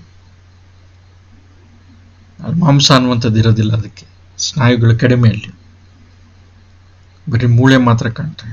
ಅದು ಇಡೀ ದೇಹವನ್ನು ಹೊತ್ತಿರುತ್ತೆ. ಅತ್ಯಂತ ವೇಗವಾಗಿ ಓಡೋದಕ್ಕೆ ಸಹಕರಿಸ್ತವೆ ಆ ಕಾಲುಗಳು. ಆದರೆ ಇದು ಮರಗ್ತಾ ಇದೆ. ಜಿಂಕೆ ಎಷ್ಟು ಚಂದ ಇರುವಂತ ದೇಹ ನಂದು, ಎಷ್ಟು ಚಂದ ಇರುವಂತ ಕೊಂಬುಗಳು, ಆದರೆ ಎಂತ ಕಾಲಿದು. ನಮ್ಮ ವ್ಯವಸ್ಥೆನೂ ಕೂಡ ಹಂಗೆ. ಸಾಕಿ ಈ ಕಥೆಯನ್ನ ಹೇಳ್ತಾ ಇರುವಂಥದ್ದು. ಮೇಲುಗಡೆ ಇರುವಂತ ಜಿಂಕೆ, ಇಡೀ ಒಂದು ಜಿಂಕೆ ಒಂದು ಶರೀರ, ಕೊಂಬಿನಿಂದ ಕಾಲಿನವರೆಗೆ ಇಡೀ ಜಿಂಕೆ ಬೇರೆ ಬೇರೆ ಅಲ್ಲ, ಅದು ಇಡಿಯಾಗಿ ಒಂದು. ಜಿಂಕೆಯಿಂದ ಕಾಲನ್ನ ಬೇರ್ಪಡಿಸಿ ತೆಗಿಯಕ್ಕಾಗಲ್ಲ, ಜಿಂಕೆಯಿಂದ ಕೊಂಬನ್ನ ಬೇರ್ಪಡಿಸಿ ತೆಗಿಯೋಕ್ಕಾಗೋದಿಲ್ಲ. ಅವೆಲ್ಲ ಸೇರಿದ್ರೇ ಸಮಗ್ರವಾಗಿ ಜಿಂಕೆ ಅನ್ನುವಂಥದ್ದು. ಇಲ್ಲಾಂತಂದ್ರೆ ಪ್ರಾಣ ಕಳ್ಕೊಂಡ್ಬಿಡುತ್ತೆ. ಈ ಮುಗ್ಧವಾಗಿರುವಂತ ಜಿಂಕೆ ಬರೀ ಮೇಲ್ಭಾಗವನ್ನ ಮಾತ್ರ ನೋಡ್ತು. ಕೊಂಬು, ಕಣ್ಣು, ಮುಖ, ಬಾಯಿ, ಚರ್ಮ ಇತ್ಯಾದಿಗಳನ್ನೆಲ್ಲ ನೋಡ್ತು. ಎಷ್ಟು ಸುಂದರವಾಗಿರುವಂಥದ್ದು ಇದು ಅಂತ ಅನ್ಕೊಳ್ತು. ನಮ್ಮ ವ್ಯವಸ್ಥೆಯನ್ನು ಕೂಡ ಹಂಗೇನೆ, ಮೇಲ್ಗಡೆ ಎಷ್ಟು ಸುಂದರವಾಗಿದೆ ಅಂತಂತ ಕಾಣತಿಂಗೆ. ಆದರೆ ನಾವು ಬೇಸ್ ಲೆವೆಲ್ಗೆ, ರೂಟ್ ಲೆವೆಲ್ಗೆ, ತಳಹಂತಕ್ಕೆ ಬಂದಾಗ, ಸಮಾಜದ ತಳಹಂತದಲ್ಲಿ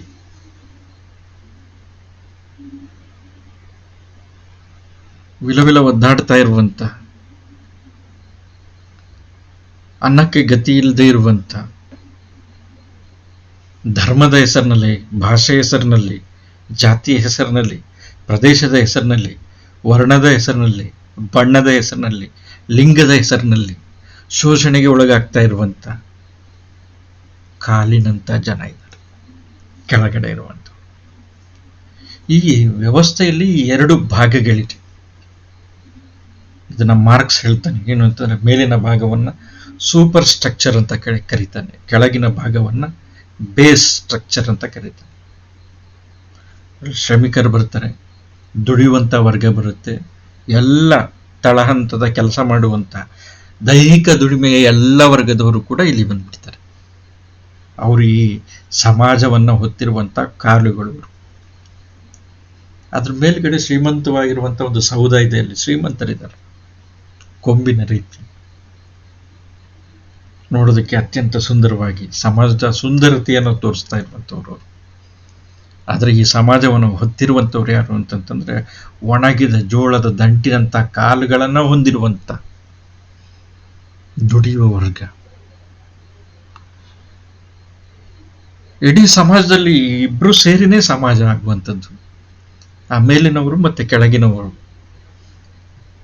ಈ ಬೇಸ್ ಸ್ಟ್ರಕ್ಚರ್ ಮತ್ತೆ ಸೂಪರ್ ಸ್ಟ್ರಕ್ಚರ್, ಮೇಲ್ಹಂತ ಮತ್ತೆ ಕೆಳಹಂತ, ಮೇಲ್ ಸ್ತರ ಮತ್ತೆ ಕೆಳಸ್ತರ, ಈ 2 ಸ್ತರಗಳು ಸೇರಿನೇ ಒಟ್ಟು ಸಮಾಜದ ರಚನೆ.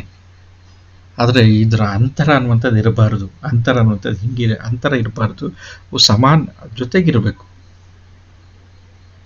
ಮೇಲೆ ಕೆಳಗಿಡ ಎನ್ನುವಂಥದ್ದು ಇರಬಾರ್ದು, ಜೊತೆ ಇರ್ಬೇಕು ಹಿಂಗೆ. ಆದರೆ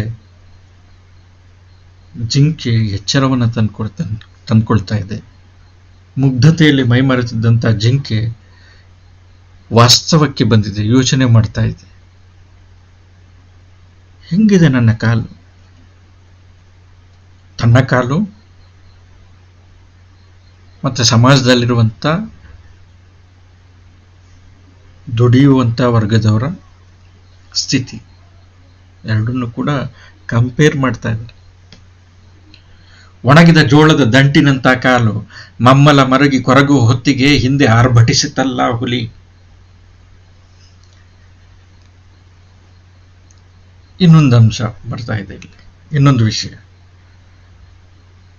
ಒಣಗಿದ ಜೋಳದ ದಂಟಿನಂತ ಕಾಲು, ಆ ಕಾಲನ್ನು ನೋಡಿ ಕಾಲಿನ ಪರಿಸ್ಥಿತಿ ಹೆಂಗಾಗಿದೆ ಅಂತ ತಂದ್ಬಿಟ್ಟು, ಕಾಲಿನ ಪರಿಸ್ಥಿತಿ ಈಸ್ ಈಕ್ವಲ್ ಟು ದುಡಿಯುವ ವರ್ಗದ ಜನರ ಪರಿಸ್ಥಿತಿ. ಕಾವ್ಯ ಹೇಳೋದೇ ಹಿಂಗೆ, ಕಾವ್ಯ ವಾಚಾಳಿಯಲ್ಲ, ಹೇಳಲ್ಲ ಅದು ದುಡಿಯುವ ವರ್ಗ ಅಂತ ತಂದ್ಬಿಟ್ಟು. ಆದ್ರೆ ಒಣಗಿದ ಜೋಳದ ದಂಟಿನಂತ ಕಾಲು, ಆ ಕಾಲನ್ನು ನೋಡ್ಕೊಂಡು ಆ ಜಿಂಕೆ ಮರಗ್ತಾ ಇದೆ. ತನ್ನದೇ ಕಾಲನ್ನು ನೋಡ್ಕೊಂಡು, ತನ್ನ ತಲೆಯನ್ನ, ತನ್ನ ಮೈಯನ್ನ, ತನ್ನ ಕೊಂಬನ್ನು ನೋಡ್ಕೊಂಡು ಹೆಮ್ಮೆ ಪಟ್ಟಂತ, ಆ ಸೌಂದರ್ಯಕ್ಕೆ ತಾನೇ ಆತ್ಮರತಿಯಾಗಿದ್ದಂತ, ಧ್ಯಾನಾಸಕ್ತನಾಗಿದ್ದಂತ ಆ ಜಿಂಕೆ ತನ್ನ ಕಾಲನ್ನು ತಾನೇ ನೋಡ್ಕೊಂಡು ಮಮ್ಮಲ ಮರುಗ್ತಾ ಇದೆ. ಆದರೆ ಕೊರಗುವಂತ ಹೊತ್ತಿಗೆ ಕಾಲುಗಳನ್ನು ನೋಡಿ ಮಮ್ಮಲ ಮರುಗ್ತಾ ಇದೆ ಅಂತಂದ್ರೆ, ಅದು ವಸ್ತುಸ್ಥಿತಿಯನ್ನು ನೋಡ್ಬಿಟ್ಟು ಅದು ಕೊರಗ್ತಾ ಇದೆ. ಆ ವಸ್ತುಸ್ಥಿತಿ ತನ್ನ ಕಾಲಿನದ್ದು ಹಾಗೂ ಸಮಾಜದಲ್ಲಿರುವಂಥ ದುಡಿಯುವಂಥ ವರ್ಗದ್ದು. ಯಾಕೆ ಇಷ್ಟು ದಯನೀಯ ಸ್ಥಿತಿಯಲ್ಲಿ, ಇಷ್ಟು ನಿಕೃಷ್ಟ ಸ್ಥಿತಿಯಲ್ಲಿ ಸಮಾಜದಲ್ಲಿ ಇವರು ಬದುಕ್ತಾ ಇದ್ದಾರೆ? ಆ ಎಚ್ಚರ ಅನ್ನುವಂಥದ್ದು ಬರ್ತಾ ಇದೆ, ಅವರನ್ನು ನೋಡಿ ಕೊರಗ್ತಾ ಇದೆ ಒಂದು ಪ್ರಜ್ಞಾವಂತ ಮನಸ್ಸು. ಸರಿ, ಇವರ ಸ್ಥಿತಿಯನ್ನ ಉತ್ತಮಪಡಿಸೋದಕ್ಕೆ ಏನು ಮಾಡಬೇಕು? ಮರುಗ್ತಾ ಇದೆ, ಮರುಗಿ, ಮಮ್ಮಲ ಮರುಗಿ. ನೋಡ್ರಿ, ಮರುಗ್ತಾ ಇದೆ, ಅವ್ರಿಗೋಸ್ಕರ ಮಿಡಿತಾ ಇದೆ ಮನಸ್ಸು. ಆ ಕಾಲುಗಳಿಗೋಸ್ಕರ, ಸಮಾಜವನ್ನು ಹೊತ್ತಿರುವಂತ ಕಾಲು, ಇಡೀ ಸಮಾಜ ಅನ್ನುವಂಥ ಜಿಂಕೆಯನ್ನ ಹೊತ್ತಿರುವಂತ ಈ ಕಾಲಿಗೆ ತನ್ನನ್ನೇ ತಾನು ನೋಡ್ಕೊಂಡು ಮಮ್ಮಲ ಮರುಗ್ತಾ ಇದೆ. ಸಮಾಜದ ಭಾಗನೇ ಅದನ್ನು ಕೂಡ.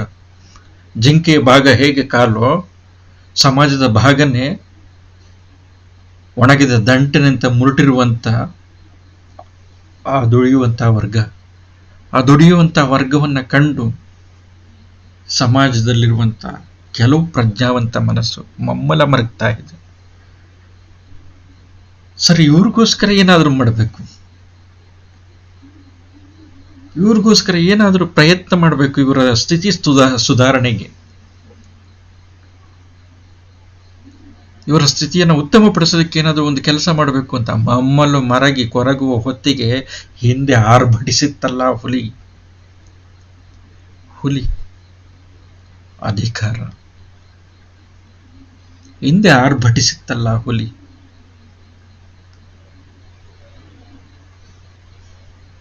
ವ್ಯವಸ್ಥೆ ವಿಚಿತ್ರವಾಗಿರುವಂಥದ್ದು. ಅದರಲ್ಲೂ ಕೂಡ ಅಧಿಕಾರಿಕ ವ್ಯವಸ್ಥೆ, ಅದು ಬೇರೆ, ಅದು ಯಾವುದೇ ರೂಪದಲ್ಲಿರಲಿ, ಅದು ಶೈಕ್ಷಣಿಕವಾಗಿರುವಂತಹ ರೂಪದಲ್ಲಿರಲಿ, ಧಾರ್ಮಿಕ ರೂಪದಲ್ಲಿರಲಿ, ಅಥವಾ ರಾಜಕೀಯ ರೂಪದಲ್ಲಿರಲಿ, ಸಾಮಾಜಿಕ ರೂಪದಲ್ಲಿರಲಿ, ಅಥವಾ ಸಾಂಸ್ಕೃತಿಕ ರೂಪದಲ್ಲಿರಲಿ, ಅಲ್ಲಿರುವಂತಹ ತುಳಿತಕ್ಕೊಳಗಾಗಿರುವಂಥವರ ಬಗ್ಗೆ, ಆಯಾ ಕ್ಷೇತ್ರಗಳಲ್ಲಿ ದಮನಿತರ ಬಗ್ಗೆ ಮಾತಾಡೋದಕ್ಕೆ ಹೋಗಿದ ತಕ್ಷಣ ಆಯಾ ಕ್ಷೇತ್ರದಲ್ಲಿರುವಂತಹ ಅಧಿಕಾರಿಕ ವರ್ಗ ಏನ್ ಮಾಡುತ್ತೆ ಅಂತಂದ್ರೆ ಬೆನ್ನೊಟ್ಟತ್ತೆ. ಅದನ್ನ ಕವಿತೆ ಹೇಳ್ತಾ ಇದೆ. ಮಮ್ಮಲ ಮರುಗ್ತಾ ಇದೆ, ಮನಸ್ಸು ಮಮ್ಮಲ ಮರುಗ್ತಾ ಇದೆ ಕಾಲುಗಳನ್ನ ಕಂಡು. ತಕ್ಷಣ ಹಿಂದೆ ಆರ್ಭಟಿಸ್ತಾ ಇದೆ ಅಧಿಕಾರ ಅನ್ನುವಂತ ಹುಲಿ, ಸಮಾಜದಲ್ಲಿರುವಂತ ಒಂದು ವರ್ಗ ಅನ್ನುವಂತ ಹುಲಿ, ಅದು ಆರ್ಭಟಿಸ್ತಾ ಇದೆ. ಓಡಿತು ಕೊಂಬು ಕಿರೀಟ ಹೊತ್ತು, ರಾಜಮುಕುಟದಂತಿರುವಂತ ಕಿರೀಟ ಜಿಂಕೆಗೆ. ಓಡಿತು ನೋಡ್ರಿ, ಇಲ್ಲೂ ಕೂಡ ಎರಡು ಓಡು, ಓಡಿತು.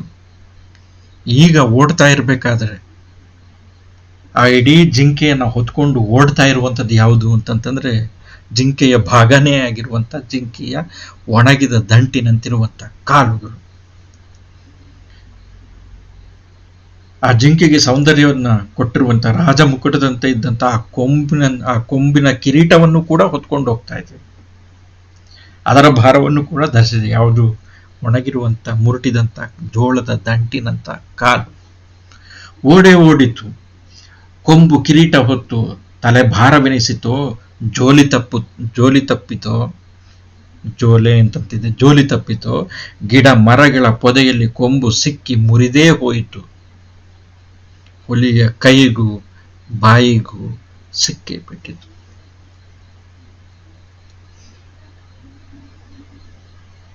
ಹಿಂದೆ ಆರ್ಭಟಿಸಿದೆ ಹುಲಿ. ಆರ್ಭಟಿಸಿದಂತ ಹುಲಿ ಏನ್ ಮಾಡ್ತಾ ಇದೆ ಅಂತಂದ್ರೆ ಇದರ ಮಮ್ಮಲ ಮರಗಿದಂತ ಮನಸ್ಸಿನ ಹಿಂದೆ ಬಿದ್ದ್ಬಿಟ್ಟಿದೆ. ಜಿಂಕೆಯಂತ ಮುಗ್ಧ ಮನಸ್ಸಿನ ಹಿಂದೆ ಬಿದ್ದಿದೆ ಹುಲಿಯ ಮನಸ್ಸು. ಅಧಿಕಾರದ ಮದವನ್ನ ಹತ್ತಿಸ್ಕೊಂಡಿರುವಂತಹ ಹುಲಿ ಎನ್ನುವಂಥದ್ದು ಏನ್ ಮಾಡ್ತಾ ಇದೆ ಅಂತಂದ್ರೆ ಜಿಂಕೆಯಂತ ಮುಗ್ಧ ಪ್ರಾಣಿಯನ್ನ, ಅದಕ್ಕೆ ಕೊಂಬಿದೆ, ಅದರ ಕೊಂಬಿನಿಂದ ಹಿಂದೆ ತಿರುಗಿ ತಿವಿಯುವಂತ ಧೈರ್ಯ ಇಲ್ಲ. ದುಡಿಯೋ ವರ್ಗಕ್ಕೆ ಆ ಧೈರ್ಯ ಇಲ್ಲ. ಅದರ ಅಧಿಕಾರಕ್ಕೆ ಒಂದು ಬಲ ಇರುತ್ತೆ, ಬಹುಸಂಖ್ಯೆಯ ಜನರ ಬಲ ಇರುತ್ತೆ, ದುಡ್ಡಿನ ಬಲ ಇರುತ್ತೆ, ಅಧಿಕಾರದ ಬಲ ಇರುತ್ತೆ, ಕಾನೂನಿನ ಬಲ ಇರುತ್ತೆ. ಆದ್ರೆ ಆ ಕಾನೂನಿನಲ್ಲಿ ನೈಸರ್ಗಿಕ ನ್ಯಾಯ ಅನ್ನುವಂಥದ್ದು, ಸಾಮಾಜಿಕ ನ್ಯಾಯ ಅನ್ನುವಂಥದ್ದು ಇರೋದಿಲ್ಲ. ಕಾನೂನನ್ನ ತಮಗೆ ತೋರಿದಂತ ರೀತಿಯಲ್ಲಿ ಅರ್ಥೈಸುವಂತ ಬಗ್ಗೆ. ಸೊ ಹಾಗಾಗಿ ಇನ್ನು ಹುಲಿಯ ಬಾಯಿಗೆ ಸಿಕ್ಕೇ ಬಿಡ್ತೀನಿ ಅಂತ ತಂದ್ಬಿಟ್ಟು ಓಡಿತು, ಕೊಂಬು ಕಿರೀಟ ಹೊತ್ತು ತಲೆ ಭಾರವೆನಿಸಿತೋ, ಜೋಲಿ ತಪ್ಪಿತೋ, ಗಿಡ ಮರಗಳ ಪೊದೆಯಲ್ಲಿ ಕೊಂಬು ಸಿಕ್ಕಿ ಮುರಿದೇ ಹೋಯಿತು. ಯಾವುದನ್ನ ತನ್ನ ಮುಕುಟ ಅಂತ ತಂದ್ಕೊಂಡಿತ್ತು ಅದು ಗಿಡ ಮರಗಳ ಪೊದೆಯಲ್ಲಿ ಕೊಂಬು ಸಿಕ್ಕಿ ಮುರಿದೇ ಹೋಯಿತು. ಅಲ್ಲಿಗೆ ಆ ಜಿಂಕೆಯ, ಮುಗ್ಧವಾಗಿರುವಂತಹ ಜಿಂಕೆಯ ವಿನಾಶದ ಕಾಲ ಬಂತು. ಇದುವರೆಗೂ ಕೂಡ ಅದರ ಜೋಳದ ದಂಟಿನಂತ ಮುರುಟಿದ ಕಾಲು ರಕ್ಷಿಸ್ತಾ ಇತ್ತದನ್ನ. ಆದ್ರೆ ಹಿಂದೆ ಆರ್ಭಟಿಸ್ತಲ್ಲ ಹುಲಿ, ಆ ಹುಲಿ ಏನ್ ಮಾಡ್ತು ಅಂತಂದ್ರೆ ಕೊನೆಗೆ ತನ್ನ ಕೊಂಬಿನಂತಹ ಚಿಂತನಾಶೀಲ ಮನಸ್ಸನ್ನ ಕಳ್ಕೊಂಡಂತ ಆ ದುಡಿಯುವ ವರ್ಗವನ್ನು, ಆ ಜಿಂಕೆಯನ್ನ ಹುಲಿ ಬೆನ್ನಟ್ಟಿ ಬಲಿ ಹಾಕ್ತು. ಹುಲಿಯ ಕೈಗೂ ಬಾಯಿಗೂ ಸಿಕ್ಕೇ ಬಿಟ್ಟಿತು, ಬಲಿ ಪಡ್ಕೊಂಡ್ಬಿಡ್ತು. ಯಾವುದು? ಹುಲಿ. ಹಿಂದೆ ಆರ್ಭಟಿಸಿದ ಹುಲಿ, ಮುಂದೆ ಆರ್ಭಟಿಸಿದ ಹುಲಿ ಅಲ್ಲ. ಹುಲಿ ಬೇಟೆ ಆಡ್ತಾ ಇದೆ ನೋಡ್ರಿ, ಬೇಟೆಯ ಚಿತ್ರಣ ಕೊಡ್ತಾ ಇರುವಂಥದ್ದು. ದುಡಿಯುವ ವರ್ಗದಂತ ಜಿಂಕೆಯಂತ ಆ ದುಡಿಯುವ ವರ್ಗವನ್ನ ಅಧಿಕಾರಶಾಹಿ ಹುಲಿಯಂತ ಮನಸ್ಸು ಬೇಟೆಯಾಡ್ತಾ ಇದೆ.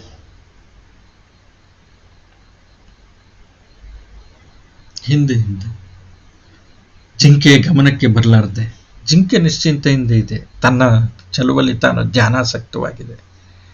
ಆದರೆ ಅಂತ ಜಿಂಕೆಯನ್ನ ಮರೆಯಿಂದ, ಮೋಸದಿಂದ, ವಂಚನೆಯಿಂದ ಬಲಿ ಹಾಕ್ತಾ ಇದೆ. ವ್ಯವಸ್ಥೆಯಲ್ಲಿ ಹಿಂಗೇನೆ, ಸಜ್ಜನರು ನಾಶ ಆಗೋದು ಹಿಂಗೆ. ವಂಚಕರು ಕಾಯ್ತಾ ಇರ್ತಾರೆ, ಬೇರೆ ಬೇರೆ ರೂಪಗಳನ್ನು ಧರಿಸ್ತಾ ಇರ್ತಾರೆ ಬೇಟೆಯಾಡೋದಿಕ್ಕೆ.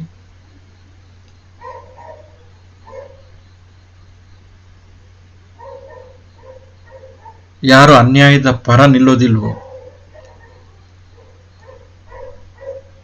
ಯಾರು ಅಸತ್ಯದ ಪರ ನಿಲ್ಲೋದಿಲ್ವೋ, ಯಾರು ಅಪ್ರಾಮಾಣಿಕತೆಯ ಪರ ನಿಲ್ಲೋದಿಲ್ವೋ,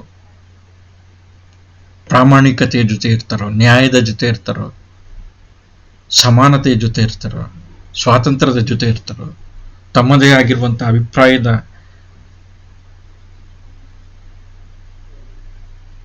ಅಭಿಪ್ರಾಯವನ್ನು ವ್ಯಕ್ತಪಡಿಸುವಂಥದ್ದು ನಮ್ಮ ಹಕ್ಕು ಅಂತ ತಿಳ್ಕೊಂಡಿರ್ತಾರೋ, ಅಂಥವ್ರನ್ನ ನಿಗ್ರಹಿಸೋದಕ್ಕೆ, ನಿಯಂತ್ರಿಸೋದಕ್ಕೆ, ಮಟ್ಟ ಹಾಕೋದಕ್ಕೆ, ಬಲಿ ಪಡೆಯೋದಕ್ಕೆ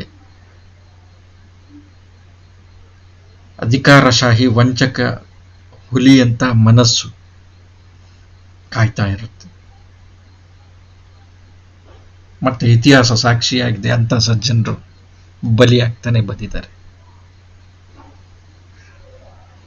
ನಮ್ಮ ರಾಜ್ಯದಲ್ಲಿ ನಾವು ನೆನಪಿಸ್ಕೊಳ್ಳೋದಾದ್ರೆ, ಅತ್ಯಂತ ಪ್ರಸಿದ್ಧ ವಿದ್ವಾಂಸರು, ಸಂಶೋಧಕರಾಗಿರುವಂಥ ಎಂ ಕಲಬುರ್ಗಿ, ಮತ್ತೆ ಪತ್ರಿಕಾ ರಂಗದಲ್ಲಿ ತನ್ನ ತಂದೆಯಂತಾನೆ ಹೆಸರು ಮಾಡಿದಂಥ ಪಿ ಲಂಕೇಶ್ ಅಂತಾನೆ ಹೆಸರು ಮಾಡಿದಂಥ ಗೌರಿ ಲಂಕೇಶ್ ಅವರು ಬಲಿ ಪಡೆಯಲ್ಲ. ಹುಲಿಯ ಕೈಗೂ ಬಾಯಿಗೂ ಸಿಕ್ಕೇ ಬಿಟ್ಟಿತು, ಹಿಂಗೆ ಬಲಿಯಾಗಿದೆ.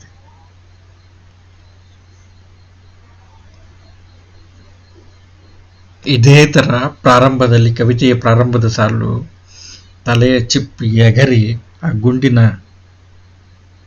ಗುಂಡಿನ ದಾಳಿಗೆ ತಲೆಯ ಚಿಪ್ ಎಗರಿ ಮೆದುಳು ಹೊರ ಬಂದಿದೆ. ಅದೇ ತರ ಹುಲಿ ಬೇಟೆಯಾಡಿದೆ. ಅಲ್ಲಿ ಹೆಂಗೆ ಬೇಟೆಯಾಡಲ್ಪಟ್ಟಿದನೋ ಸಾಕಿ, ಅದೇ ತರ ಇಲ್ಲಿ ಅವನೇ ಹೇಳ್ತಾ ಇದ್ದಂತ ಕತೆ, ಆ ಕತೆ ಜಿಂಕೆ ಹುಲಿಯಿಂದ ಹೆಂಗೆ ಬೇಟೆಯಾಡಲ್ಪಟ್ಟಿತ್ತು ಅನ್ನುವಂಥದ್ದನ್ನ ಅವನು ಹೇಳ್ತಿದ್ದಲ್ಲ, ಆ ಕತೆಗೆ ಅವನೇ ನಿದರ್ಶನನು ಕೂಡ ಆಗ್ಬಿಟ್ಟ.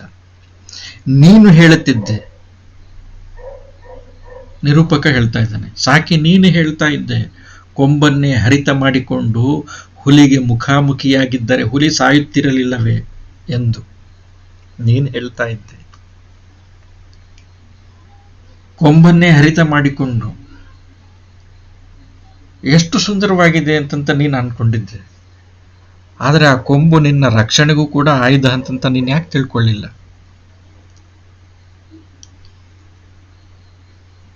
ಇದನ್ನ ನೀನೇ ಕೇಳಿದ್ದೆ ಅಲ್ಲ, ಇದು ನಿನ್ನದೇ ತರ್ಕ ಅಲ್ವಾ? ನೀನು ಹೇಳುತ್ತಿದ್ದೆ, ಸಾಕಿ ನೀನೇ ಹೇಳ್ತಾ ಇದ್ದೆ, ಕೊಂಬನ್ನೇ ಹರಿತ ಮಾಡಿಕೊಂಡು ಹುಲಿಗೆ ಮುಖಾಮುಖಿಯಾಗಿದ್ದರೆ ಹುಲಿ ಸಾಯುತ್ತಿರಲಿಲ್ಲವೇ? ಅತ್ಯಂತ ವಿರಳವಾಗಿ ಆಗಿದೆ ಈ ತರ. ಆದರೆ ಜಿಂಕೆ ಯಾವತ್ತೂ ಕೂಡ ಹುಲಿಯ ವಿರುದ್ಧ ನಿಂತು ಹೋರಾಡುವಂತಹ ಚೈತನ್ಯವನ್ನು ಪಡೆದಿಲ್ಲ. ನಿಸರ್ಗ ಸಹಜವಾಗಿ ಹುಲಿ ಯಾವತ್ತು ಜಿಂಕೆ ಬೇಟೆಯನ್ನೇ ಆಡ್ತಾ ಬಂದಿದೆ, ಅದು ಮರೆಯಿಂದ.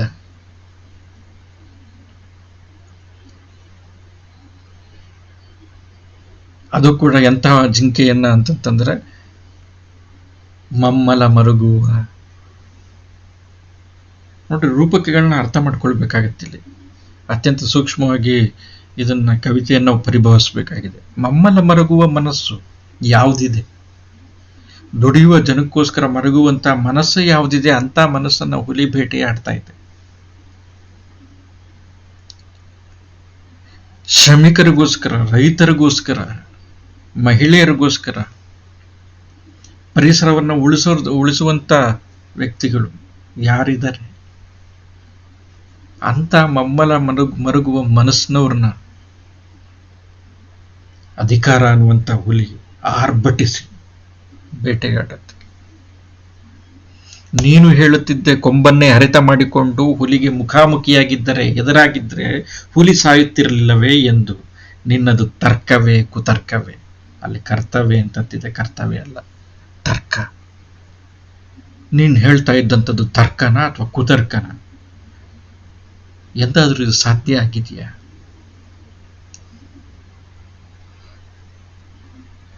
ಇಲ್ಲಿ ಒಂದು ನಿಲುವಿಗೆ ಬರಕ್ಕಾಗ್ತಾ ಇಲ್ಲ. ನಿನ್ನದು ತರ್ಕವೇ ಕುತರ್ಕವೇ?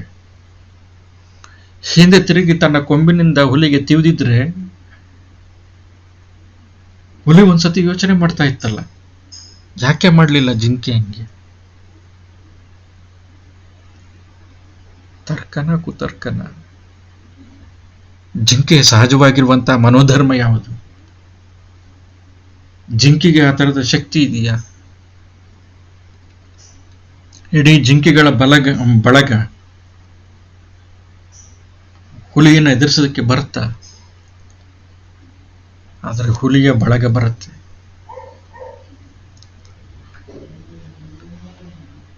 ಹುಲಿಗೆ ವ್ಯವಸ್ಥೆಯ ಬಲ ಇದೆ, ಜಿಂಕೆಗಿಲ್ಲ. ವ್ಯವಸ್ಥೆಗೆ ಅಧಿಕಾರದ ಬಲ ಇದೆ, ಬಡ ಜನರಿಗೆ, ದುಡಿಯುವ ಜನರಿಗೆ, ಶ್ರಮಿಕರಿಗೆ. ಮಮ್ಮಲ ಮರುಗುವ ಮನಸ್ಸಿಗೆ ಆ ಬಲ ಇಲ್ಲ. ಆದ್ರಿಂದ ನಿನ್ನದು ತರ್ಕನೋ ಕುತರ್ಕನೋ?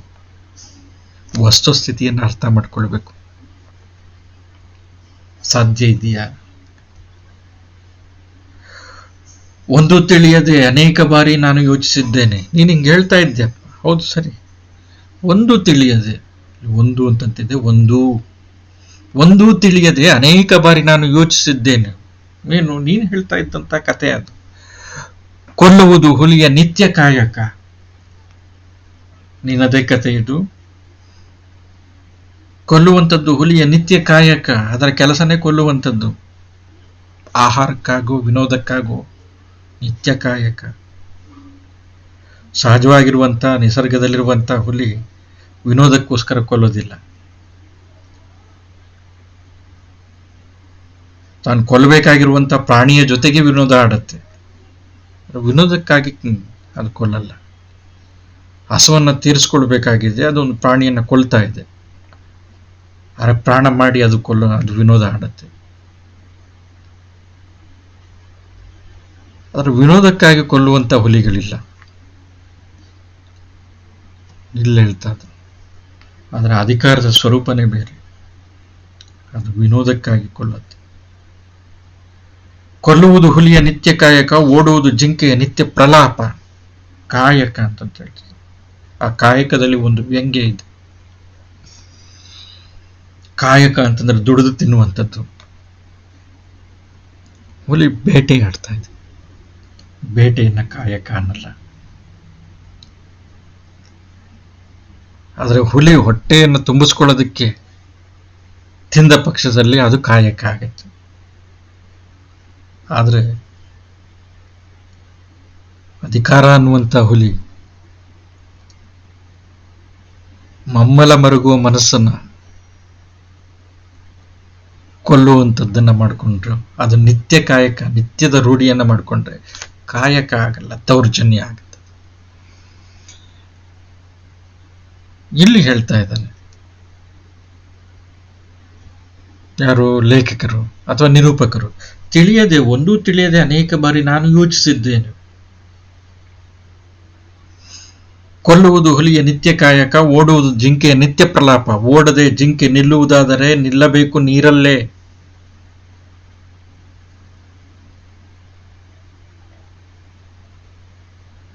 ಈ ಸಹಜವಾಗಿರುವಂಥದ್ದು, ಪ್ರಕೃತಿ ಸಹಜವಾಗಿರುವಂಥದ್ದು. ದುಡಿಯುವಂಥ ಜನ ಶೋಷಣೆಗೊಳಗಾಗಬೇಕು. ಯಾರು ಮೇಲುಗಡೆ ಇರ್ತಾರೆ, ದುಡಿಸ್ಕೊಳ್ಳುವಂಥವ್ರು ಇರ್ತಾರೆ, ಅವರು ಜಿಂಕೆಗಳನ್ನು ಬಲಿ ಪಡಿತಾ ಇರ್ತಾರೆ, ದುಡಿಯುವಂಥವ್ರನ್ನ ಬಲಿ ಪಡ್ತಾ ಇರ್ತಾರೆ, ಪಡಿತಾರೆ ಅವರು. ಹೊಲಿನೂ ಕೂಡ ಹಂಗೇನೆ ಬಲಿ ಪಡಿತಾ ಇರುತ್ತೆ. ಓಡದೆ ನಿಲ್ತೀನಪ್ಪ ನಾನು ಅಂತ ಜಿಂಕೆ ಏನಾದರೂ ಭಾವಿಸೋದಾದ್ರೆ ನೀರಿನ ಮಧ್ಯದಲ್ಲಿ ಹೋಗಿ ನಿಲ್ಬೇಕದಷ್ಟೇ. ಇಲ್ಲವೇ ಹುಲಿಗೆ ನೀತಿ ಪಾಠ ಹೇಳಬೇಕು. ಯೋಚಿಸಿದ್ದೀನಿ ನಾನು ಈ ತರ. ನಿರೂಪಕರು ಹೇಳ್ತಾ ಇದ್ದಾರೆ, ಇದು ಸಾಧ್ಯನಾ? ನೀರಿನಲ್ಲಿ ನಿಂತ್ರೆ, ಜಿಂಕೆ ನೀರಿನಲ್ಲಿ ನಿಂತ್ರೆ ಹುಲಿಗೆ ಈಜೋದಕ್ಕೆ ಬರೋದಿಲ್ವಾ? ಬರುತ್ತೆ, ವ್ಯರ್ಥ. ಜಿಂಕೆ ಓಡೋದು ವ್ಯರ್ಥ, ನೀರಿನಲ್ಲಿ ನಿಲ್ಲೋದು ವ್ಯರ್ಥ. ಇಲ್ಲವೇ ಹುಲಿಗೆ ನೀತಿ ಪಾಠ ಹೇಳಬೇಕು, ಅದೂ ವ್ಯರ್ಥ. ಹುಲಿಗೆ ನೀತಿ ಪಾಠ ಹೇಳಿದ್ರೆ ಅದು ಬೇಟೆಯಾಡೋದನ್ನು ನಿಲ್ಲಿಸುತ್ತ. ಅದರ ಸಹಜವಾಗಿರುವಂಥ ಧರ್ಮ. ಆದರೆ ಅಧಿಕಾರದ ಸಹಜ ಧರ್ಮ ಯಾವುದು? ಬೇಟೆಯಾಡೋದಲ್ಲ. ಅಧಿಕಾರದಲ್ಲಿರುವಂಥ ಜನರು ಸರ್ವ ಜನರ ಹಿತವನ್ನು ರಕ್ಷಿಸಬೇಕು. ಅಧಿಕಾರವನ್ನು ದುರುಪಯೋಗ ಮಾಡಿಕೊಳ್ಳುವಂಥದ್ದಲ್ಲ. ಹುಲಿಗೆ ನೀತಿ ಪಾಠ ಹೇಳಬೇಕು. ನಿನ್ನ ಪ್ರಕಾರನೇ ನಾನು ಬರ್ತಾ ಇದ್ದೀನಿ. ಕೊಲ್ಲುವುದು ಹುಲಿಯ ನಿತ್ಯ ಕಾಯಕ, ಓಡುವುದು ಜಿಂಕೆಯ ನಿತ್ಯ ಪ್ರಲಾಪ. ಓಡದೆ ಜಿಂಕೆ ನಿಲ್ಲುವುದಾದರೆ ನಿಲ್ಲಬೇಕು ನೀರಲ್ಲೇ. ಇಲ್ಲವೇ ಹುಲಿಗೆ ನೀತಿ ಪಾಠ ಹೇಳಬೇಕು. ನೀತಿ ಅನೀತಿ, ಹಿಂಸೆ ಶಾಂತಿ ಒಟ್ಟೊಟ್ಟಿಗೆ ಹೀಗೆ ಎರಡು ವಿರುದ್ಧ ಧ್ರುವಗಳನ್ನು ಒಟ್ಟಿಗೆ ಚೆಲ್ಲಿದ್ದಾರೆ. ಹುಲಿಗೆ ನೀತಿ ಪಾಠ, ಹುಲಿ ಒಂದು ಕಡೆ, ನೀತಿ ಪಾಠ ಒಂದು ಕಡೆ, ಅನೀತಿ ಒಂದು ಕಡೆ, ನೀತಿ ಒಂದು ಕಡೆ, ಹಿಂಸೆ ಒಂದು ಕಡೆ, ಶಾಂತಿ ಒಂದು ಕಡೆ. ನೀತಿ ಪಾಠವನ್ನು ಹುಲಿ ಕೇಳತ್ತಾ? ನೀತಿ ಮತ್ತೆ ಅನೀತಿಗಳು ಒಟ್ಟಿಗೆ ಇರೋದಕ್ಕೆ ಸಾಧ್ಯನಾ? ಹಿಂಸೆ ಮತ್ತು ಶಾಂತಿ ಒಟ್ಟಿಗೆ ಇರೋದಕ್ಕೆ ಸಾಧ್ಯನಾ? ಚರಿತ್ರೆ ಎದುರಿಸ್ತಾ ಇರುವಂತ, ಚರಿತ್ರೆ ಈಗಲೂ ಕೂಡ ಎದುರಿಸ್ತಾ ಇರುವಂತ, ಹಿಂದೆನೂ ಕೂಡ ಎದುರಿಸಿದ್ದಂತ, ಮತ್ತೆ ಮುಂದೆನೂ ಕೂಡ ಎದುರಿಸುವಂತ ಅತ್ಯಂತ ದೊಡ್ಡ ಪ್ರಶ್ನೆ ಇದು. ಹಿಂಸೆಗಳು ಒಟ್ಟಿಗೆ ಇರೋದಕ್ಕೆ ಸಾಧ್ಯ ಇದೆಯಾ? ನೀತಿ ಅನೀತಿಗಳು, ಸಮಾನತೆ ಅಸಮಾನತೆ ಅನ್ನುವಂಥದ್ದು ಒಟ್ಟಿಗೆ ಇರೋದಕ್ಕೆ ಸಾಧ್ಯ ಇದೆಯಾ? ಒಟ್ಟೊಟ್ಟಿಗೆ ಹೀಗೆ ಚರಿತ್ರೆಯ ಗಾಲಿಯ ಮೇಲೆ ಉರುಳುರುಳಿ ಅಂತಂತಾಗಿದೆ. ಉರುಳುರಾಳಿ ಅಂತಂದ್ಬಿಟ್ಟು, ಉರಳಿ ಅಲ್ಲ, ಅದು ಉರುಳುರುಳಿ. ಚರಿತ್ರೆಯ ಗಾಲಿಯ ಮೇಲೆ ಉರುಳುರುಳಿ ಸಾಗಿ ಬಂದಿದೆ. ಇಲ್ಲಿವರೆಗೂ ಕೂಡ ಈ ಪ್ರಶ್ನೆ ಹಂಗೆ ನಿಂತ್ಕೊಂಡಿದೆ. ಈ ಪ್ರಶ್ನೆಯ ಸಿಕ್ಕನ್ನು ಬಿಡಿಸೋದಕ್ಕೆ ಇನ್ನೂ ಕೂಡ ಯಾರ ಕೈಯಲ್ಲೂ ಕೂಡ ಆಗಿಲ್ಲ. ಇಲ್ಲಿಗೂ ಬಂದಿದೆ. ಇವತ್ತಿಗೂ ಕವಿ ಹೇಳ್ತಾ ಇರುವಂಥದ್ದು, ಆ ರಥದ ಮೇಲೆ ಬುದ್ಧ ನಕ್ಕಂತೆ. ಆ ರಥ, ಇಲ್ಲಿ ಬಳಸಿರುವಂತಹ ರಥ ಅನ್ನುವಂತಹ ಪದ ಯಾವುದೋ ಒಂದು ರಥವನ್ನ ನೆನಪಿಸ್ತಾ ಇದೆ.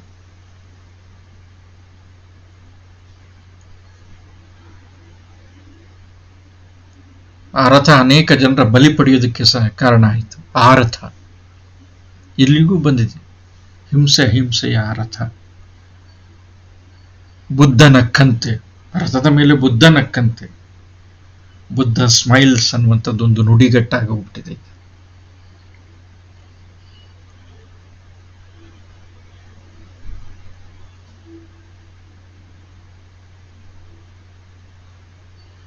ರಾಷ್ಟ್ರದಲ್ಲಿ ಒಂದು ಪ್ರಬಲವಾಗಿರುವಂತಹ ಅಸ್ತ್ರವನ್ನ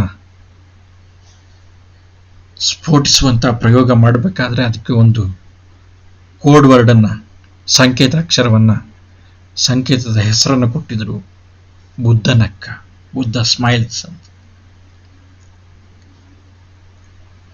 ಬುದ್ಧ ನಕ್ರೆ ಅಹಿಂಸೆಯ ನಗುವನ್ನು ನಗ್ತಾನೆ. ಆದರೆ ಅತ್ಯಂತ ಪ್ರಬಲವಾಗಿರುವಂಥ ಒಂದು ಅಸ್ತ್ರವನ್ನು ಸ್ಫೋಟಿಸೋದಕ್ಕೆ, ಆ ಪ್ರಯೋಗವನ್ನು ಮಾಡೋದಕ್ಕೆ ಇಟ್ಟಂಥ ಸಂಕೇತ ಪದ ಬುದ್ಧ ನಕ್ಕ. ಎಷ್ಟು ವಿರೋಧಾಭಾಸ.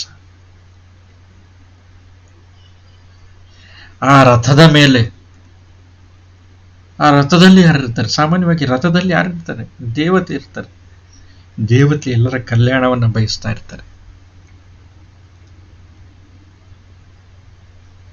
ಆದರೆ ಅದೇ ದೇವತೆಯನ್ನು ಹೊತ್ಕೊಂಡು ಬಂದಂತಹ ರಥ ಹಲವರ ಸಾವಿಗೆ ಕಾರಣ ಆಯಿತು.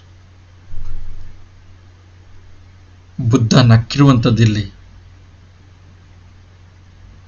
ನಾಶಕ್ಕೆ ಕಾರಣವಾಗಿರುವಂಥ, ಸಮೂಹ ನಾಶಕ್ಕೆ ಕಾರಣವಾಗುವಂಥ,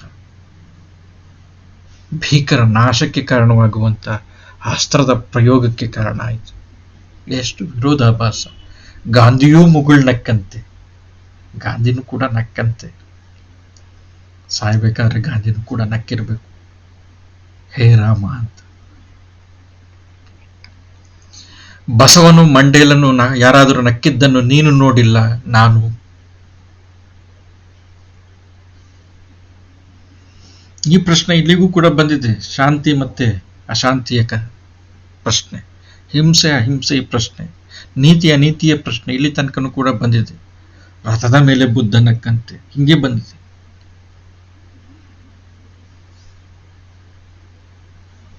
ಗಾಂಧಿ ನಕ್ಕಂತೆ, ಸಾವಿನ ತುದಿಯಲ್ಲಿದ್ದಂಥ, ಸಾವಿನ ಕೊನೆಯಲ್ಲಿದ್ದಂಥ ಗಾಂಧಿ ನಕ್ಕಂತೆ.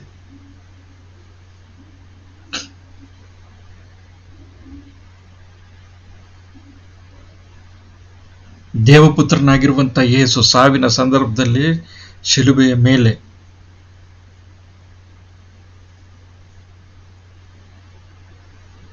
ನೀನು ದೇವಪುತ್ರನೋ ಹೌದೋ ಈಗ ಹೇಳು ಅಂತ ತಂದ್ಬಿಟ್ಟು ಭರ್ಜಿಯಿಂದ ಆತನ ಹೊಟ್ಟೆಯನ್ನ ಚುಚ್ಚುವಂತ ಆ ಭಟರನ್ನು ಉದ್ದೇಶಿಸಿ, ತನ್ನನ್ನು ಶಿಲುಬೆಗೇರಿಸಿದಂಥವ್ರನ್ನ ಉದ್ದೇಶಿಸಿ ದೇವರಲ್ಲಿ ಪ್ರಾರ್ಥಿಸ್ತಾನೆ. ಪರಲೋಕದಲ್ಲಿರುವ ಕರ್ತನಾಗಿರುವಂಥ ನನ್ನ ತಂದೆಯೇ, ದಯಮಾಡಿ ಇವರನ್ನು ಕ್ಷಮಿಸು.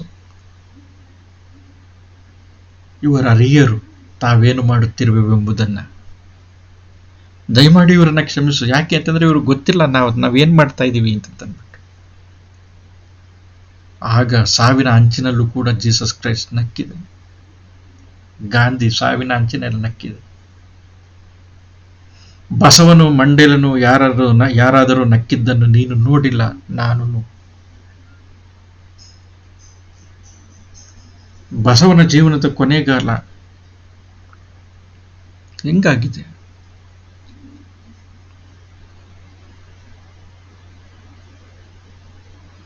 ನಕ್ಕಿದ್ದನ್ನು ಯಾರು ಕೂಡ ನೋಡಿಲ್ಲ. ಆ ಸಂದರ್ಭದಲ್ಲಿ ಮಂಡೇಲನ್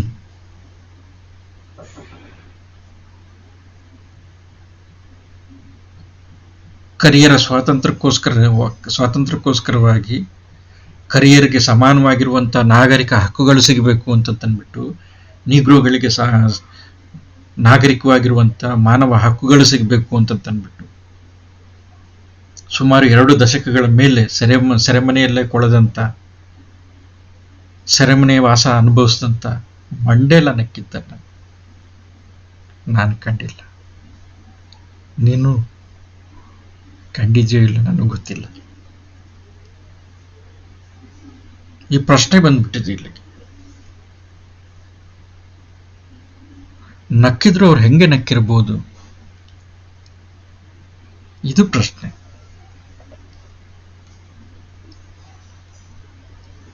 ದಯಮಾಡಿ ಅವರನ್ನು ಕ್ಷಮಿಸು.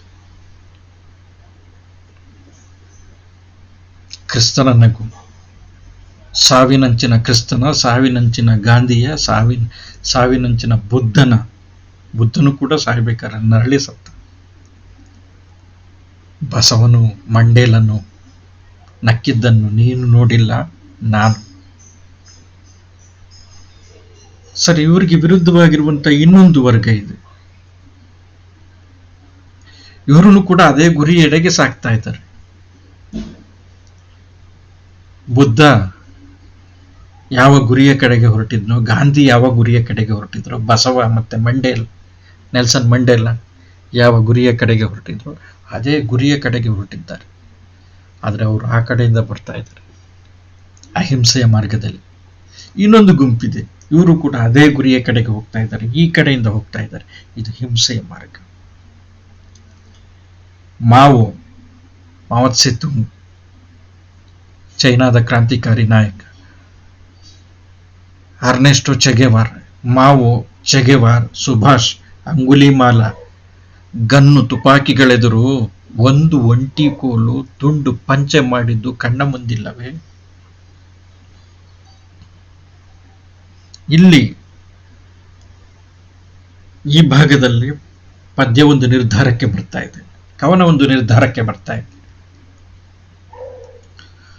ಮಾವೋ, ಚೀನಾದ ಮಹಾನಾಯಕ ಮಾವೋ ಸೆತುಂಗ್, ಅರ್ನೆಸ್ಟೋ ಚೆಗೆವಾರ, ಇವತ್ತಿಗೂ ಕೂಡ ಜಗತ್ತಿನಲ್ಲಿ ಅನೇಕ ಕ್ರಾಂತಿಗಳಿಗೆ ರೂಪಕವಾಗಿ ನಿಂತಿರುವಂತವನು.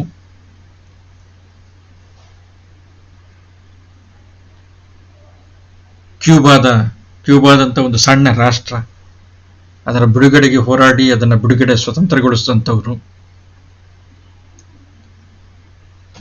ಚಿಲಿ, ಅರ್ಜೆಂಟೈನಾ, ವಿಯೆಟ್ನಾಂನಂತಹ ರಾಷ್ಟ್ರಗಳನ್ನು ಬಿಡುಗಡೆಗೊಳಿಸೋದಕ್ಕೆ ಹೋರಾಡಿದಂಥವ್ರು ಬಂಡವಾಳಶಾಹಿಗಳ ಹಿಡಿತದಿಂದ.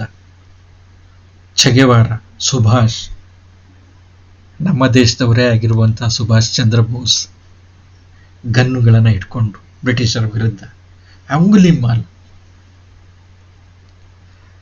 ತನ್ನ ಜೀವನದಲ್ಲಿ ಆಗಿ ಹೋದಂತ ಒಂದು ಕಹಿ ಘಟನೆ.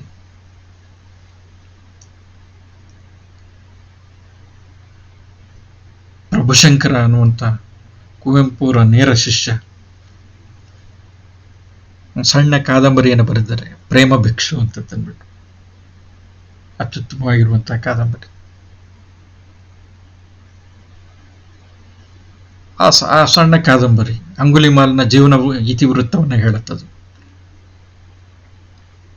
ಒಬ್ಬ ದುಷ್ಟ ಆಕೆಯ ತಂಗಿಯನ್ನ ಬಲತ್ಕರಿಸಿದಂತ ಸಂದರ್ಭದಲ್ಲಿ ಅದನ್ನ ಕಂಡಂತ ಅಂಗುಲಿಮಾಲ ಅವನ ಬೆರಳುಗಳನ್ನ ಕತ್ತರಿಸಿದ.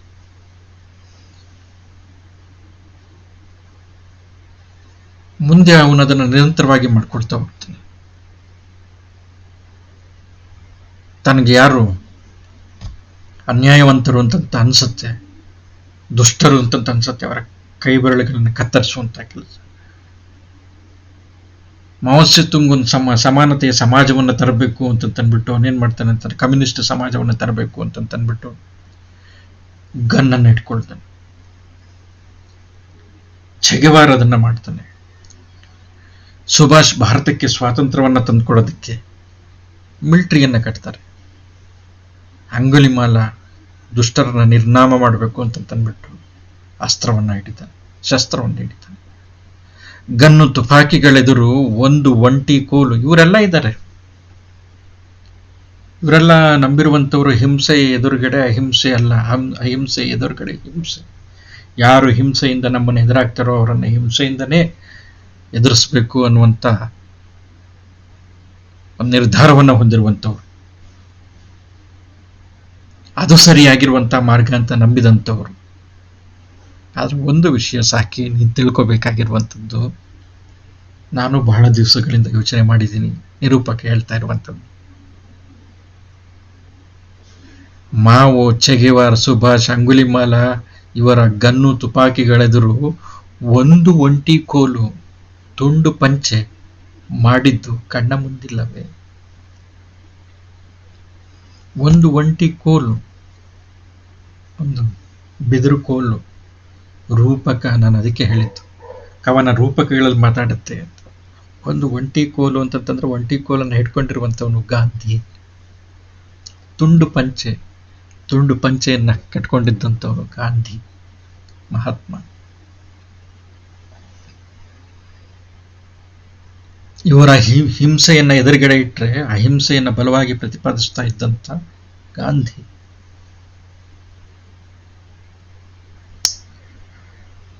ತಮ್ಮ ದಾರಿಯಲ್ಲಿ, ತಮ್ಮ ಪ್ರಯೋಗಗಳಲ್ಲಿ, ತಮ್ಮ ವೈಯಕ್ತಿಕ ಜೀವನದಲ್ಲಿ ಕೆಲವು ತಪ್ಪುಗಳು ಆಗೋಗಿದೆ ಅವರಿಂದ, ಇಲ್ಲ ಅಂತಂತ ಹೇಳಕ್ಕಾಗಲ್ಲ.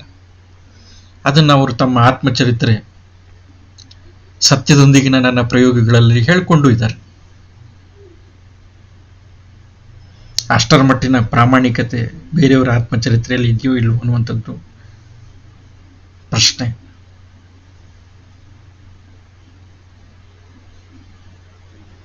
ಆದರೆ ಯಾವತ್ತೂ ಕೂಡ ಅವರು ಪ್ರಯೋಗಗಳನ್ನ ಮಾಡ್ತಾ ಇದ್ದಾರೆ. ಅವರು ಜೀವನವನ್ನು ಪ್ರಾಮಾಣಿಕವಾಗಿ ನಡೆಸಬೇಕು, ನ್ಯಾಯದ ಮಾರ್ಗದಲ್ಲಿ ನಡೆಸಬೇಕು, ಮತ್ತೆ ಅಹಿಂಸೆಯ ದಾರಿಯಲ್ಲಿ ನಡಿಬೇಕು ಅಂತ ಅಂದ್ಬಿಟ್ಟು ಆ ಪ್ರಯೋಗಗಳಲ್ಲಿ ತಪ್ಪಾಗಿರ್ಬೋದು, ಆದರೆ ಆ ಆಶಯದಲ್ಲಿ ತಪ್ಪಾಗಿಲ್ಲ. ಪ್ರಯೋಗಗಳಲ್ಲಿ ಎಡವಿರ್ಬೋದು, ಆದರೆ ಆಶಯಗಳನ್ನು ಬಿಟ್ಟಿಲ್ಲ. ಗಾಂಧೀಜಿ ಇವತ್ತಿಗೂ ಕೂಡ ಆ ಕಾರಣಕ್ಕೆ ಅಹಿಂಸೆ ದಾರಿಯಲ್ಲಿ ಪ್ರತಿಭಟನೆ ಮಾಡುವಂಥವರಿಗೆ ದೊಡ್ಡ ಪರ್ವತವಾಗಿ, ಭರವಸೆಯ ಪರ್ವತವಾಗಿ ನಿಂತಿದ್ದಾರೆ. ಹಾಗಾಗಿ ಯಾರೇ ಅನ್ಯಾಯದ ವಿರುದ್ಧ ನ್ಯಾಯದ ಪರವಾಗಿ, ಅಸತ್ಯದ ವಿರುದ್ಧ ಸತ್ಯದ ಪರವಾಗಿ, ಅಪ್ರಾಮಾಣಿಕತೆಯ ವಿರುದ್ಧ ಪ್ರಾಮಾಣಿಕತೆಯ ಪರವಾಗಿ, ಭ್ರಷ್ಟತೆಯ ವಿರುದ್ಧ ಪ್ರಾಮಾಣಿಕತೆಯ ಪರವಾಗಿ ಯಾರು ಹೋರಾಡೋದಕ್ಕೆ ಬಯಸ್ತಾರೆ ಅಹಿಂಸೆಯ ದಾರಿಯಲ್ಲಿ, ಅವರು ಗಾಂಧಿಯ ಪಕ್ಕ ನಿಂತ್ಕೊಳ್ತಾರೆ. ಅದನ್ನ ಪ್ರಶ್ನೆ ಮಾಡ್ತಾರೆ, ಅದನ್ನು ಹೇಳ್ತಾ ಇದ್ದಾರೆ, ನೆನಪಿಸ್ತಾ ಇದ್ದಾರೆ. ಮಾವೋ, ಛೆಗೆವಾರ್, ಸುಭಾಷ್, ಅಂಗುಲಿಮಾಲ ಗನ್ನು ತುಪಾಕಿಗಳೆದುರು ಒಂದು ಒಂಟಿ ಕೋಲು ತುಂಡು ಪಂಚ ಮಾಡಿದ್ದು ಕಣ್ಣ ಮುಂದಿಲ್ಲವೇ ಸಾಕಿ. ಹೇಳ್ತಾ ಇದ್ದಾರೆ. ಸುಮಾರು ಹಿಂಗೆ ಯೋಚನೆ ಮಾಡಿದ್ದೀನಿ ನಾನು. ಆದರೆ ನೀತಿ ಪಾಠಕ್ಕೆ ಈ ನೆಲ ಹದವಾಗಿದ್ದರೆ, ಒಂದು ಕಾವ್ಯದಲ್ಲಿ ವಿರೋಧಾಭಾಸಗಳು ಹೆಂಗೆ ಬರ್ತವೆ ನೋಡ್ರಿ. ಜಿಂಕೆ ಹುಲಿಗೆ ನೀತಿ ಪಾಠ ಹೇಳಿದ್ರೆ ಅದು ಕೇಳ್ತಾ ಇತ್ತ? ನೀತಿ ಪಾಠ ಹೇಳ್ತಿದ್ರೆ ಆಗ್ತಿರ್ಲಿಲ್ವಾ? ಪ್ರಶ್ನೆ ಹಿಂದೆ ಬಂದಿದೆ. ಅಥವಾ ನೀರಿನ ಮಧ್ಯೆ ನಿಂತಿದ್ರೆ, ಅಥವಾ ತನ್ನ ಕೊಂಬುಗಳನ್ನು ಆಯುಧ ಮಾಡಿಕೊಂಡಿದ್ರೆ, ಯೋಚನೆ ಮಾಡ್ತೇನೆ. ಆದರೆ ನೀತಿ ಪಾಠಕ್ಕೆ ಈ ನೆಲ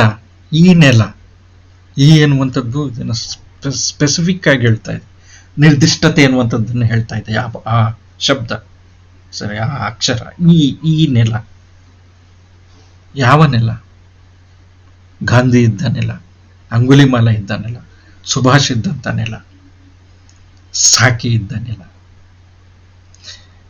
ಆ ಜಿಂಕೆ ಇದ್ದ ನೆಲ. ಈ ನೆಲಕ್ಕೆ,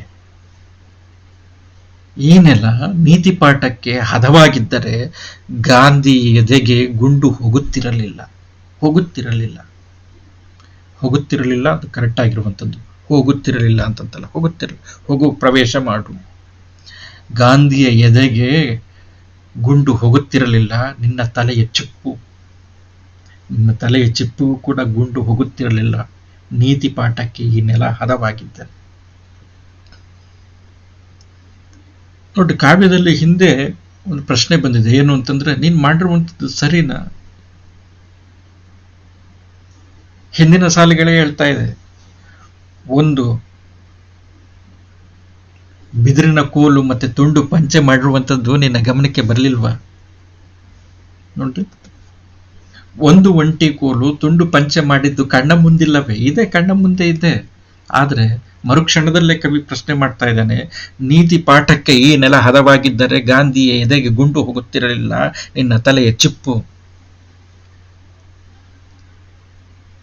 ಏನದರ ಅರ್ಥ? ನೀತಿ ಪಾಠಕ್ಕೆ ಈ ನೆಲ ಹದವಾಗಿಲ್ಲ ಅಂತಂತ ಹಂಗ ಅರ್ಥ ಮಾಡ್ಕೋಬೇಕಾಗಿದೆಯಾ? ಹಾಗಾದ್ರೆ ಸಾಕಿಯ ಅಥವಾ ಸುಭಾಷರ, ಅಂಗುಲಿಮಾಲರ, ಮಾವೋತ್ಸೆ ತುಂಗರ, ಛೆಗೆವಾರರ ನಿಲುವುಗಳು ಸರಿ ಇದೆಯಾ? ಅಹಿಂಸೆಯ ದಾರಿ ಎನ್ನುವಂಥದ್ದು ಸರಿನಾ? ಶೋಷಣೆಗೆ ಒಳಗಾಗಿರುವಂಥವರು ನ್ಯಾಯವನ್ನ ಪಡೆಯುವುದಕ್ಕೆ ಯಾವ ದಾರಿಯನ್ನು ಹಿಡಿಬೇಕು? ಹಾಗಾದ್ರೆ ನೀತಿ ಪಾಠಕ್ಕೆ ಈ ನೆಲ ಹದವಾಗಿಲ್ಲ ಅಂತಂತ ಹೇಳ್ತಾ ಇದ್ದೀವಿ. ಹದವಾಗಿದ್ದರೆ ಗಾಂಧಿ ಎದೆಗೆ ಗುಂಡು ಹೋಗುತ್ತಿರಲಿಲ್ಲ, ನಿನ್ನ ತಲೆಯ ಚುಪ್ಪು ಉಳಿತಾ ಇತ್ತು. ಆದರೆ ನೀತಿ ಪಾಠಕ್ಕೆ ನೆಲ ಹದವಾಗಿಲ್ಲ, ಪರೋಕ್ಷವಾಗಿ ಹೇಳ್ತಾ ಇದೆ. ಗಾಂಧಿ ಎದೆಗೆ ಗುಂಡು ಹೋಗುತ್ತಿರಲಿಲ್ಲ, ನೇರವಾಗಿ ಹೇಳ್ತಾ ಇದೆ. ನಿನ್ನ ತಲೆಯ ಚುಪ್ಪು ಉಳಿತಾ ಇತ್ತು, ಚುಪ್ಪು ಹಾರ್ತಿರ್ಲ, ನೇರವಾಗಿ ಹೇಳ್ತಾ ಇದೆ. ಆದರೆ ಮರುಕ್ಷಣದಲ್ಲೇನೆ ಕವಿತೆ ಮತ್ತೊಂದು ಬದಲಾವಣೆಗೆ ಅದು ಈಡಾಗ್ತಾ ಇದೆ, ಮತ್ತೊಂದು ಬದಲಾವಣೆಯನ್ನು ತೆಗೆದುಕೊಳ್ತಾ ಇದೆ. ಗನ್ನು ತುಪಾಕಿಗಳಿಂದ ಮಾತಾಡುತ್ತಾ ಕೂತರೆ ಇನ್ನು 1000 ಶತಮಾನ ಆರ್ಭಟಿಸುತ್ತಲೇ ಇರಬೇಕು. ಕವಿತೆ ಪ್ರಾರಂಭದಿಂದ ಇಲ್ಲಿವರೆಗೂ ಕೂಡ ಜಿಜ್ಞಾಸುವಾಗಿ ಬಂದಿದೆ, ಚರ್ಚೆ ಮಾಡ್ತಾ ಇದೆ. 2 ವಿರುದ್ಧ ಧ್ರುವಗಳನ್ನು ಮುಖಾಮುಖಿಯಾಗಿಸ್ಬಿಟ್ಟು ಅದೇನ್ ಮಾಡ್ತಾ ಇದೆ ಅಂತಂದ್ರೆ ಚಿಂತನೆಯನ್ನು ನಡೆಸ್ತಾ ಇದೆ, ಮಂಥನವನ್ನು ನಡೆಸ್ತಾ ಇದೆ. ಯಾವ ದಾರಿ ಸೂಕ್ತ ಅಂತ ತಂದ್ಬಿಟ್ಟು ಒಂದು ಹಂತದಲ್ಲಿ ಅದು ಹೇಳ್ಬಿಟ್ಟಿದೆ, ಒಂದು ತುಂಡು ಪಂಚೆ ಮತ್ತೆ ಒಂದು ಒಂಟಿ ಕೋಲು ಸಾಧಿಸಿದೆ ಅಂತ ತಂದ್ಬಿಟ್ಟು ಅಲ್ಲಿಗೆ ಕವಿತೆ ಒಂದು ನಿರ್ಧಾರಕ್ಕೆ ಬಂದ್ಬಿಟ್ಟಿತ್ತು. ಆದರೆ ಮರುಕ್ಷಣದಲ್ಲಿ ನೀತಿ ಪಾಠಕ್ಕೆ ಈ ನೆಲ ಹದವಾಗಿಲ್ಲ, ಮತ್ತೆ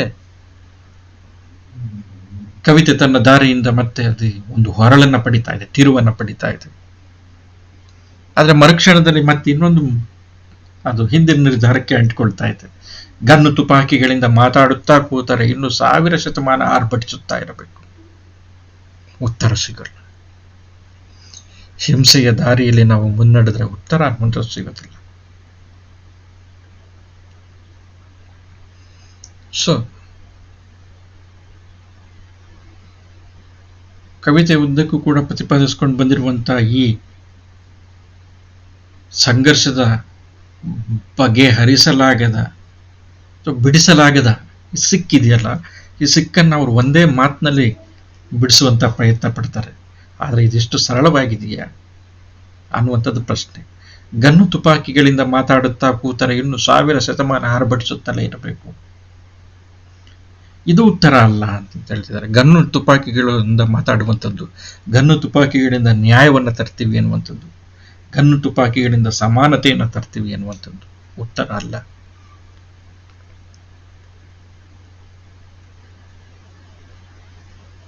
ಆದರೆ ಮತ್ತೊಂದು ಪ್ರಶ್ನೆನೂ ಕೂಡ ನಾವು ಇಲ್ಲೇ ಫೇಸ್ ಮಾಡಬೇಕಾಗಿದೆ. ದುಡಿಯುವಂತ ಜನತೆ, ದುಡಿಯುವಂತ ಎಲ್ಲ ವರ್ಗ, ಕಷ್ಟಪಡುವಂತ ವರ್ಗ, ಉಳುವಂತ ಜನತೆ, ಬಿತ್ತುವ ಜನ, ಹೆಣೆಯುವ ಜನ, ಹೊಲಿಯುವಂತ ಜನ, ಬರೆಯುವಂತ ಜನ, ಓದುವಂತ ಜನ, ಅಡುಗೆ ಮಾಡುವ, ಕಸ ಮುಸುರೆ ತಿಕ್ಕುವಂತ, ತೊಳೆಯುವಂತ, ಚರಂಡಿ ಸ್ವಚ್ಛ ಮಾಡುವಂತ ಜನ ಪ್ರತಿಭಟಿಸ್ತಾನೆ ಇದ್ದಾರೆ, ನಮಗೆ ನ್ಯಾಯ ಬೇಕು ಅಂತ ತಂದ್ಬಿಟ್ಟು. ಆದರೆ ಇವತ್ತು ವ್ಯವಸ್ಥೆಯ ಚರ್ಮ ಅನ್ನುವಂಥದ್ದು ಎಷ್ಟು ದಪ್ಪಗಾಗಿದೆ ಅಂತಂದ್ರೆ ಅವರ ಧ್ವನಿಗಳನ್ನ, ಅವರ ಕಣ್ಣೀರನ್ನ ಕೇಳಿಸ್ಕೊಳ್ಳುವಂಥವ್ರು ಮತ್ತೆ ನೋಡುವಂಥವ್ರು ಇಲ್ಲ ಅನ್ನುವಷ್ಟು ನಗಣ್ಯ ಆಗಿದೆ. ಆದರೂ ಕೂಡ ಕವಿಯ ನಿಲುವು ಏನು ಅಂತಂತಂದ್ರೆ, ಗನ್ನು ತುಪಾಕಿಗಳಿಂದ ಮಾತಾಡುತ್ತಾ ಕೂತಾರೆ ಇನ್ನು 1000 ಶತಮಾನ ಆರ್ಭಟಿಸುತ್ತಲೇ ಇರಬೇಕು. ಮಮ್ಮಲ ಮರುಗ್ತಾ ಇರುವಂತ, ಅವ್ರಿಗೋಸ್ಕರ ಮಮ್ಮಲ ಮರುಗ್ತಾ ಇರುವಂತ ಸಾಕಿ ನೀನು ಮತ್ತೆ ನಿನ್ನಂಥವ್ರು, ನಿನ್ನ ಹಿಂದೆ ಇರುವಂಥವ್ರು, ಮತ್ತೆ ಈ ಕಡೆ ಇರುವಂತ ಅಧಿಕಾರದ ವ್ಯವಸ್ಥೆ ಎನ್ನುವಂಥದ್ದು ಗನ್ನು ತುಪಾಕಿಗಳಿಂದ ಪರಸ್ಪರ ಮಾತಾಡ್ತಾ ನಿಂತ್ಕೊಂಡ್ರೆ ಇನ್ನು 1000 ಶತಮಾನ ಆರ್ಭಟಿಸುತ್ತಲೇ ಇರಬೇಕು, ಉತ್ತರ ಸಿಗೋಲ್ಲ. ಕವಿತೆ ಹೇಳ್ತಾ ಇರುವಂಥದ್ದು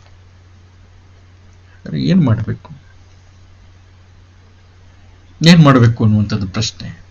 ಎದೆಯಿಂದ ಕೊರಳಿಂದ ಹರಿದು ಬರುವ ಮಾತಿಗೆ ಧರೆ ಕಿವಿ ತೆರೆಯಬೇಕು.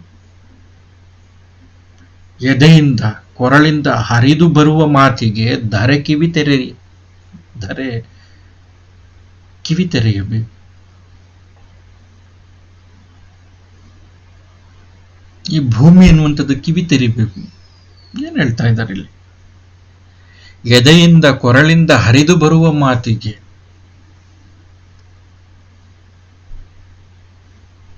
ಎದೆಯಿಂದ ಹರಿದು ಬರುವಂತ ಮಾತು, ಕೊರಳಿಂದ ಹರಿದು ಬರುವಂತ ಮಾತು, ನಾಭಿಯಿಂದ ಹರಿದು ಬರುವಂತ ಮಾತು,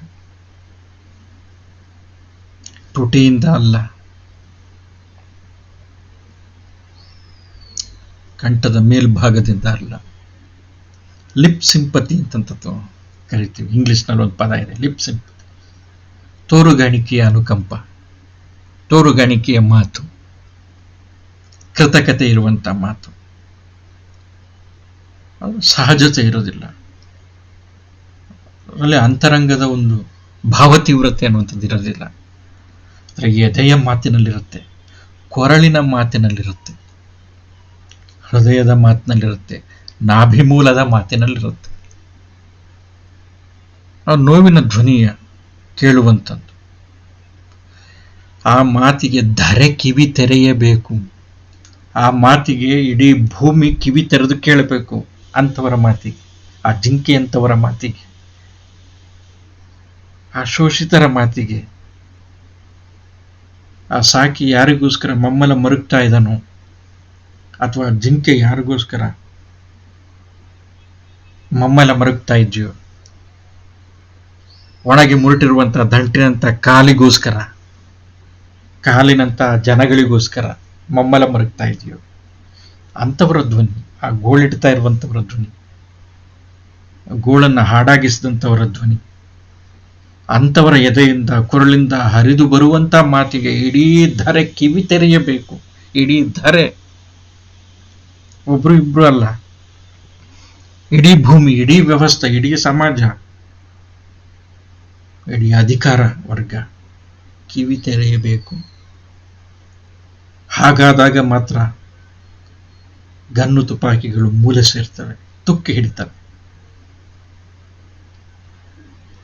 ಅದಾಗಬೇಕಾಗಿದೆ ಕವಿ ಹೇಳ್ತಾ ಇರುವಂತ ಮಾತು. ಕವಿಗೆ ಒಂದು ಭರವಸೆ ಇರುತ್ತೆ. ನಾನ್ ಋಷಿ ಕವಿರುತ್ಯುಕ್ತಂ ಅಂತ ಒಂದು ಮಾತಿದೆ. ನಾನ್ ಋಷಿ, ಋಷಿ ಅಲ್ಲದೆ ಇರುವಂತವನು. ಕವಿರಿತ್ಯುಕ್ತಂ, ಕವಿರ್ ಇತ್ಯುಕ್ತಂ, ಕವಿ ಅನ್ನಿಸ್ಕೊಳ್ಳೋದಕ್ಕೆ ಉಕ್ತನಾಗೋದಿಲ್ಲ ಅವನು, ಅನ್ನಿಸ್ಕೊಳ್ಳೋದಕ್ಕಾಗೋದಿಲ್ಲ ಅವನ ಕೈಯಲ್ಲಿ. ಋಷಿ ಅಲ್ಲದವನು ಕವಿ ಆಗಲಾರ. ಸೊ ಕವಿಗೊಂದು ಭರವಸೆ ಇರುತ್ತೆ. ಕವಿಯ ಭರವಸೆನೇ ಸುಂದರವಾಗಿರುವಂತಹ ಸಮಾಜದ, ಬದುಕಿನ, ಜೀವನದ, ಜಗತ್ತಿನ ನಿರ್ಮಾಣ.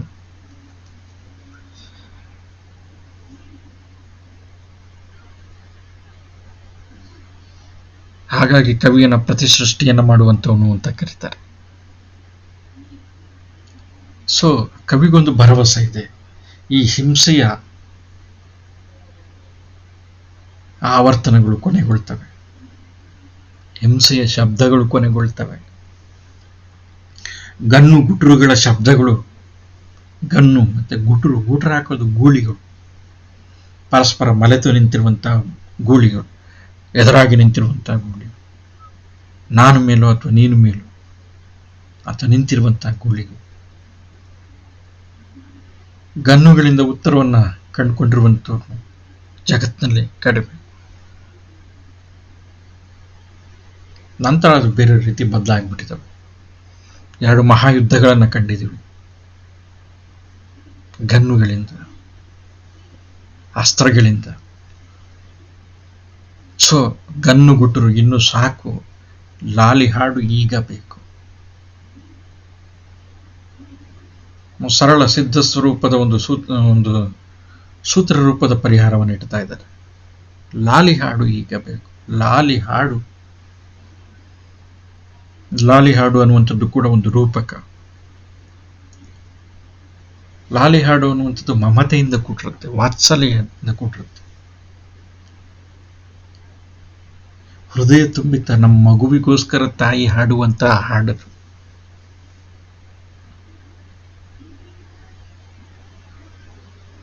ಅಲ್ಲಿ ತನ್ನ ಮನಸ್ಸಿನ ಸಂತೋಷ ಇರುತ್ತೆ, ಮಗನ ಮನಸ್ಸ, ಮಗುವಿನ, ಮಗಳ ಅಥವಾ ಮಗನ ಮಗುವಿನ ಮನಸ್ಸು ಸಂತೋಷ ಪಡಿಸ್ಬೇಕು, ಅಥವಾ ತನಗಿಂತ ಹೆಚ್ಚಾಗಿ ಆ ಮಗುವಿನ ಮನಸ್ಸು ಸಂತೋಷಗೊಳ್ಬೇಕು ಅನ್ನುವಂಥದ್ದಿರುತ್ತೆ. ಬಹುಸಂಖ್ಯಾತರಿಗೆ ಆ ಮನಸ್ಥಿತಿ ಬೇಕು, ಮೇಲ್ಸ್ತರದವ್ರಿಗೆ ಆ ಮನಸ್ಥಿತಿ ಬೇಕು, ಅಧಿಕಾರ ವರ್ಗಕ್ಕೆ ಆ ಮನಸ್ಥಿತಿ ಬೇಕು, ಲಾಲಿ ಹಾಡನ್ನು ಹಾಡುವ ಮನಸ್ಥಿತಿ.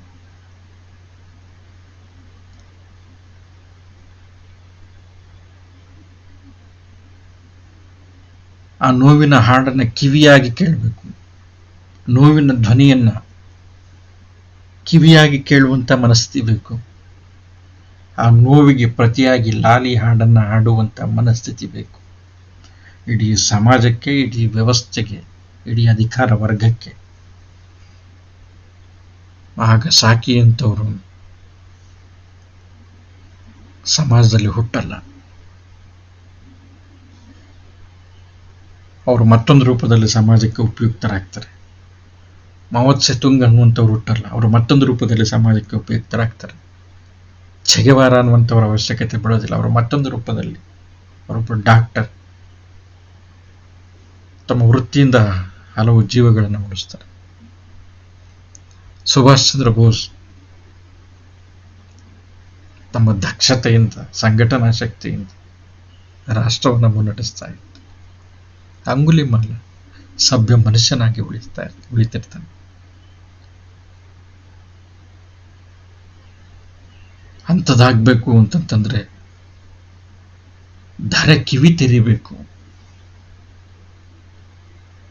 ನೊಂದವರ ನೋವನ್ನ ನೋಯದವರು ಕೇಳಬೇಕು. ಅವರಿಗೋಸ್ಕರ ಅವರ ನೋವನ್ನು ಮರೆಸುವಂತ ಕೆಲಸವನ್ನ ಮಾಡಬೇಕು. ಇನ್ವರ್ಟೆಡ್ ಕಾಮದಲ್ಲಿ ಲಾಲಿ ಹಾಡು ಅಂತಂತ ಹೇಳಿದ್ದಾರೆ. ಲಾಲಿ ಹಾಡು ಅಂತಂತಂದ್ರೆ ನೊಂದವರ ಅಥವಾ ಶ್ರಮಿಕರ, ಸಮಾನರಲ್ಲದ ಜನರ ವ್ಯವಸ್ಥೆ ಹಂಗೆ ನಿರೂಪಣೆ ಮಾಡ್ತಾ ಇದೆ. ಸಮಾನರಲ್ಲ, ಸ್ವಾತಂತ್ರ್ಯಹೀನರ, ಇವರ ನೋವಿಗೆ ಸ್ಪಂದಿಸುವಂತ ಒಂದು ಮನಸ್ಥಿತಿ ಬೇಕಾಗಿದೆ. ಆ ಮನಸ್ಥಿತಿ ಎನ್ನುವಂಥದ್ದು ಬಂತು ಅಂತಂತಂದ್ರೆ ಗನ್ನು, ತುಪಾಕಿಗಳು ತುಕ್ಕಿಡಿತವೆ. ಅದು ಮನುಷ್ಯ ಕುಲಕ್ಕೆ ಯಾವತ್ತೂ ಕೂಡ ಒಳ್ಳೆಯದು. ಹಿಂಸೆ ಅನ್ನುವಂಥದ್ದು ಕಥೆಯಲ್ಲಿ ಕೇಳುವಂತ ಸಂಗತಿ ಆಗತ್ತೆ. ಮಾನವತ್ವಕ್ಕೆ ಅದು ಯಾವತ್ತಿಗೂ ಕೂಡ ಒಳ್ಳೆಯದು. ಅನೀತಿ ಅನ್ನುವಂಥದ್ದು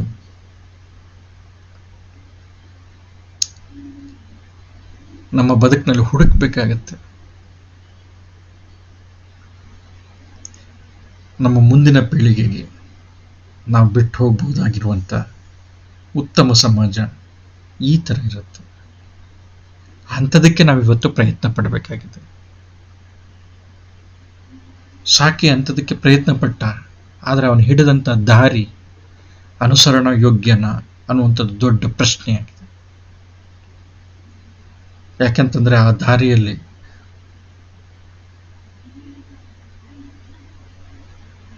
ಪೊದರುಗಳಿದೆ, ಮೆಳೆಗಳಿದೆ, ಮುಳ್ಳುಗಳಿದಾವೆ. ದಾರಿ ಮುಂದೆ ಯಾವ ಕಡೆ ಇದೆ ಅನ್ನುವಂಥದ್ದು ಗೊತ್ತಾಗಲ್ಲ. ಹಿಂಸೆಯ ದಾರಿಯನ್ನು ಒಪ್ಪೋದಕ್ಕಾಗೋದಿಲ್ಲ. ಆದರೆ ಹಿಂಸೆಯ ಆ ದಾರಿಯನ್ನ ಹಿಡಿಯದಂತೆ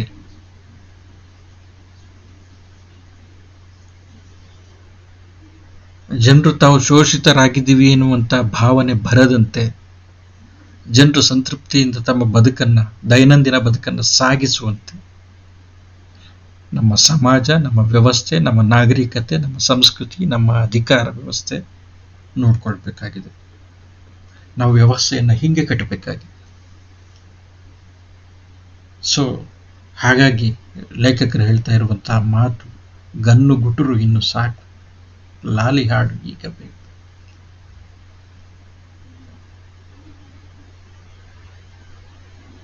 ಹಿಂಸೆಯಿಂದ ಹಿಂಸೆ, ಅನ್ಯಾಯದಿಂದ ಅನ್ಯಾಯ, ಅನೀತಿಯಿಂದ ಅನೀತಿ ಮರೆಯುತ್ತಾ ಹೋಗುತ್ತೆ. ಸೊ ಹಾಗಾಗಿ ಉತ್ತಮವಾಗಿರುವಂಥ ವರ್ತಮಾನ ಮತ್ತು ಭವಿಷ್ಯವನ್ನು ನಾವು ಕಟ್ಕೊಳ್ಬೇಕು ಅಂತಂದರೆ ವೈಯಕ್ತಿಕವಾಗಿರುವಂಥ ಹಿಂಸೆಯನ್ನು, ವೈಯಕ್ತಿಕವಾಗಿರುವಂಥ ಅನೀತಿಯನ್ನು, ವೈಯಕ್ತಿಕವಾಗಿರುವಂಥ ಭ್ರಷ್ಟತೆಯನ್ನು ಬಿಡಬೇಕಾಗುತ್ತೆ. ಈ ವೈಯಕ್ತಿಕವಾಗಿರುವಂಥ ಈ ಅನೀತಿ, ಭ್ರಷ್ಟತೆ, ಅಪ್ರಾಮಾಣಿಕತೆ, ಹಿಂಸೆ ಇವು ವೈಯಕ್ತಿಕತೆಯಿಂದ ಸಾಮೂಹಿಕತೆ ಎಡೆಗೆ ತಿರುಗುತ್ತೆ ಕ್ರಮೇಣ. ಬುದ್ಧ ಹೇಳಿದ ಮಾರ್ಗ ಇದು. ಅಂಬೇಡ್ಕರ್ ಮತ್ತೆ ಗಾಂಧಿ ತೋರಿದಂಥ ಮಾರ್ಗ ಇದು. ಲೋಹಿಯ ತೋರಿದ ಮಾರ್ಗ ಇದು. ಬಸವಣ್ಣ ಹೇಳಿದ ಮಾರ್ಗ ಇದು. ಸೊ ಇಂಥ ಹಾದಿಯನ್ನು ನಾವು ಹಿಡಿದರೆ ನಿಜವಾಗಿಯೂ ಕೂಡ ನಾವು ನಮ್ಮ ಸಮಾಜಕ್ಕೆ ಒಂದು ಉತ್ತಮವಾಗಿರುವಂಥ ಒಂದು ಸಮಾಜವನ್ನು ಈಗ ಕಟ್ಕೊಳ್ಳೋದಕ್ಕೆ, ಈ ಕ್ಷಣದಲ್ಲಿ ಕಟ್ಕೊಳ್ಳೋದಕ್ಕೆ ನಾವು ಕೊಡುವಂಥ ಒಂದು ದೊಡ್ಡ ಕೊಡುಗೆಯಾಗುತ್ತೆ. ನಾಳಿನ ಸಮಾಜ ಸುಂದರವಾಗುತ್ತೆ. ಇವತ್ತಿನ ಸಮಾಜವನ್ನು ನಾವು ಸುಂದರ ಮಾಡಿಕೊಂಡ್ರೆ ನಾಳಿನ ಜಗತ್ತು ಮತ್ತೂ ಸುಂದರವಾಗಿರುತ್ತೆ. ಆ ದಿಕ್ಕಿನಲ್ಲಿ ನಾವು ಯೋಚನೆ ಮಾಡೋದಕ್ಕೆ ಈ ಕವಿತೆ ನಮಗೊಂದು ತೋರುಗಂಬ ಆಗ್ತಾ ಇದೆ. ಸೊ ಹಾಗಾಗಿ ದೈಹಿಕ ಅಥವಾ ಮಾನಸಿಕವಾಗಿರುವಂಥ ಹಿಂಸೆ ಯಾವುದೇ ರೂಪದಲ್ಲಿ ಅದನ್ನು ಸಂಪೂರ್ಣವಾಗಿ ತ್ಯಜಿಸಬೇಕು. ಮತ್ತು ಅದಕ್ಕೆ ಪ್ರತಿಯಾಗಿ ರಚನಾತ್ಮಕವಾಗಿರುವಂಥ ಕೆಲಸಗಳಲ್ಲಿ ತೊಡಗಿಸಿಕೊಂಡು ಯಾರು ದಮನಿತರಿದ್ದಾರೆ, ಶೋಷಿತರಿದ್ದಾರೆ ಅಂಥವರ ಪರವಾಗಿ ಮಾತಾಡಬೇಕಾಗಿದೆ. ವ್ಯವಸ್ಥೆ ಅಂಥವ್ರ ಪರವಾಗಿ ಕೆಲಸ ಮಾಡಬೇಕಾಗಿದೆ. ಅಂಥ ಒಂದು ಸಂವೇದನೆಯನ್ನು, ಅಂಥ ಒಂದು ಚಿಂತನೆಯನ್ನು ಬೆಳೆಸೋದಕ್ಕೆ ಈ ಕವಿತೆ ಒಂದು ಚಿಮ್ಮು ಹಲಗೆಯಾಗಿ ನಿಲ್ಲುವ ಕೆಲಸವನ್ನು ಮಾಡುತ್ತೆ. ಪ್ರಿಯ ವಿದ್ಯಾರ್ಥಿಗಳೇ, ಈ ಪದ್ಯ ತುಂಬ ಸೂಕ್ಷ್ಮವಾಗಿರುವಂಥ ಪದ್ಯ ಮತ್ತು ಕೆಲವು ವಿಷಯಗಳನ್ನು ತುಂಬ ಇದರಲ್ಲಿ ಅಂದರೆ ಹಿಂಸಾತ್ಮಕವಾಗಿರುವಂಥ ಕೆಲವು ರೂಪಕಗಳು ಮತ್ತು ಕೆಲವು ಕವಿತೆಯಲ್ಲಿರುವಂಥ ವೈರುಧ್ಯಗಳು ಇದೆ, ಇಲ್ಲ ಅಂತಂತಲ್ಲ. ಕವಿತೆಯಲ್ಲಿ ಕೆಲವು ವೈರುಧ್ಯಗಳಿದೆ. ಈ ಕವಿತೆ ಹಾಗಾಗಿ ತುಂಬ ಅತ್ಯುತ್ತಮ ಅನ್ನುವಂಥ ಕವಿತೆ ಅಂತಂತಂದ್ಬಿಟ್ಟು ಹೇಳೋದು ವೈಯಕ್ತಿಕವಾಗಿ ನನಗೆ ಸ್ವಲ್ಪ ಕಷ್ಟ ಅಂತ ಅನಿಸ್ತಿದೆ. ಆದರೆ ಈ ಕವಿತೆ ನಿಸ್ಸಂಶಯವಾಗಿ ಹಿಂಸೆ ಮತ್ತು ಅಹಿಂಸೆಯ ಕುರಿತು, ಅಂದರೆ ಒಂದು ಉತ್ತಮವಾಗಿರುವಂಥ ಒಂದು ಗುರಿಯನ್ನು ಸಾಧಿಸಬೇಕಾದ್ರೆ ನಾವು ಹಿಡಿಬೇಕಾಗಿರುವಂಥ ದಾರಿಯಲ್ಲಿ ಹಿಂಸೆಯ ಮತ್ತು ಅಹಿಂಸೆಯ ಪಾತ್ರ ಎಷ್ಟು ಅನ್ನುವಂಥದ್ರ ಬಗ್ಗೆ ಚಿಂತನೆಗೆ ಹಚ್ಚೋದ್ರಲ್ಲಿ ನಿಸ್ಸಂಶಯವಾಗಿ ಸಫಲವಾಗಿರುವಂಥ ಒಂದು ಕವಿತೆ ಅಂತಂತ ಹೇಳ್ತೀನಿ. ಸೊ ಹಾಗಾಗಿ ಈ ಕವಿತೆಯನ್ನು ನೀವು ಓದಿ ಮನನ ಮಾಡಿಕೊಂಡು, ಅರ್ಥೈಸ್ಕೊಂಡು, ಮನನ ಮಾಡಿಕೊಂಡು ಅರಗಿಸ್ಕೊಳ್ರಿ. ಮತ್ತು ನಮ್ಮ ದಾರಿ ಯಾವತ್ತೂ ಕೂಡ ಅಹಿಂಸೆಯ ದಾರಿಯಾಗಿರಬೇಕು, ಮತ್ತೊಬ್ಬರಿಗೆ ಹಿಂಸೆಯನ್ನು ಕೊಡುವಂಥ ದಾರಿ ಆಗಬಾರ್ದು. ಹಿಂಸೆಯನ್ನು ಮಾಡುವಂಥವ್ರನ್ನ ಆ್ಯಕ್ಚುಲಿ ಒಂದು ಥರದ ಸಭ್ಯ ಸಮಾಜ ಅಂತಂತ ಹೇಳಿದ್ರೆ ತಪ್ಪಾಗುತ್ತೆ. ಸಭ್ಯವಾಗಿರುವಂಥ ಸಮಾಜದಲ್ಲಿ ಹಿಂಸೆಗೆ ಕಡೆಯ ಸ್ಥಾನ, ಅಥವಾ ಆ ಕಡೆಯಗಿಂತನೂ ಕೂಡ ಅದಕ್ಕೆ ಸ್ಥಾನ ಇಲ್ಲ ಅಂತಂತ ಹೇಳೋದೇ ಮುಖ್ಯವಾಗಿರುವಂಥದ್ದು. ಹಿಂಸೆಗೆ ಸಭ್ಯವಾಗಿರುವಂಥ ಸಮಾಜದಲ್ಲಿ, ಸಭ್ಯವಾಗಿರುವಂಥ ಸಂಸ್ಕೃತಿಯಲ್ಲಿ, ಸಭ್ಯವಾಗಿರುವಂಥ ನಾಗರಿಕತೆಯಲ್ಲಿ ಹಿಂಸೆಗೆ ಸ್ಥಾನ ಇಲ್ಲ. ಸೊ ಹಾಗಾಗಿ ಸಭ್ಯವಾಗಿರುವಂಥ ಒಂದು ಸಮಾಜದಲ್ಲಿ ನಾವು ಬದುಕಬೇಕು ಅಂತಂತಂದರೆ, ಅಂಥ ಸಮಾಜವನ್ನು ನಾವು ಕಟ್ಟಬೇಕು ಅಂತಂತಂದರೆ ಎಲ್ಲ ವರ್ಗದ ಜನ ಅವರ ಅಧಿಕಾರಿಗಳಿರಲಿ, ರಾಜಕಾರಣಿಗಳಿರಲಿ, ಅಥವಾ ದುಡಿಯುವಂಥ ಜನವರ್ಗ ಇರಲಿ, ಮೇಲ್ವರ್ಗದವರಿರಲಿ ಅಥವಾ ತಳವರ್ಗದವರಿರಲಿ, ಅವರೆಲ್ಲರನ್ನೂ ಕೂಡ ತುಂಬ ಗಂಭೀರವಾಗಿ ಯೋಚನೆ ಮಾಡಬೇಕಾಗಿದೆ. ಈ ದಿಕ್ಕಿನಲ್ಲಿ ಈ ಕವಿತೆ ಒಂದು ಪ್ರೇರಕವಾಗಿದೆ ಅಂತ ಹೇಳ್ತಾ ನಾನು ಮಾತನ್ನು ಮುಗಿಸ್ತೀನಿ. ಕವಿತೆಯನ್ನು ಅಧ್ಯಯನ ಮಾಡಿರಿ, ಓದ್ರಿ. ಏನಾದರೂ ಸಂಶಯ ಇದ್ದಂಥ ಪಕ್ಷದಲ್ಲಿ ದಯಮಾಡಿ ತಿಳಿಸಿ, ಚರ್ಚೆ ಮಾಡಿ ನಿರ್ಧಾರಕ್ಕೆ ಬರೋಣ. ಎಲ್ಲರಿಗೂ ನಮಸ್ಕಾರ.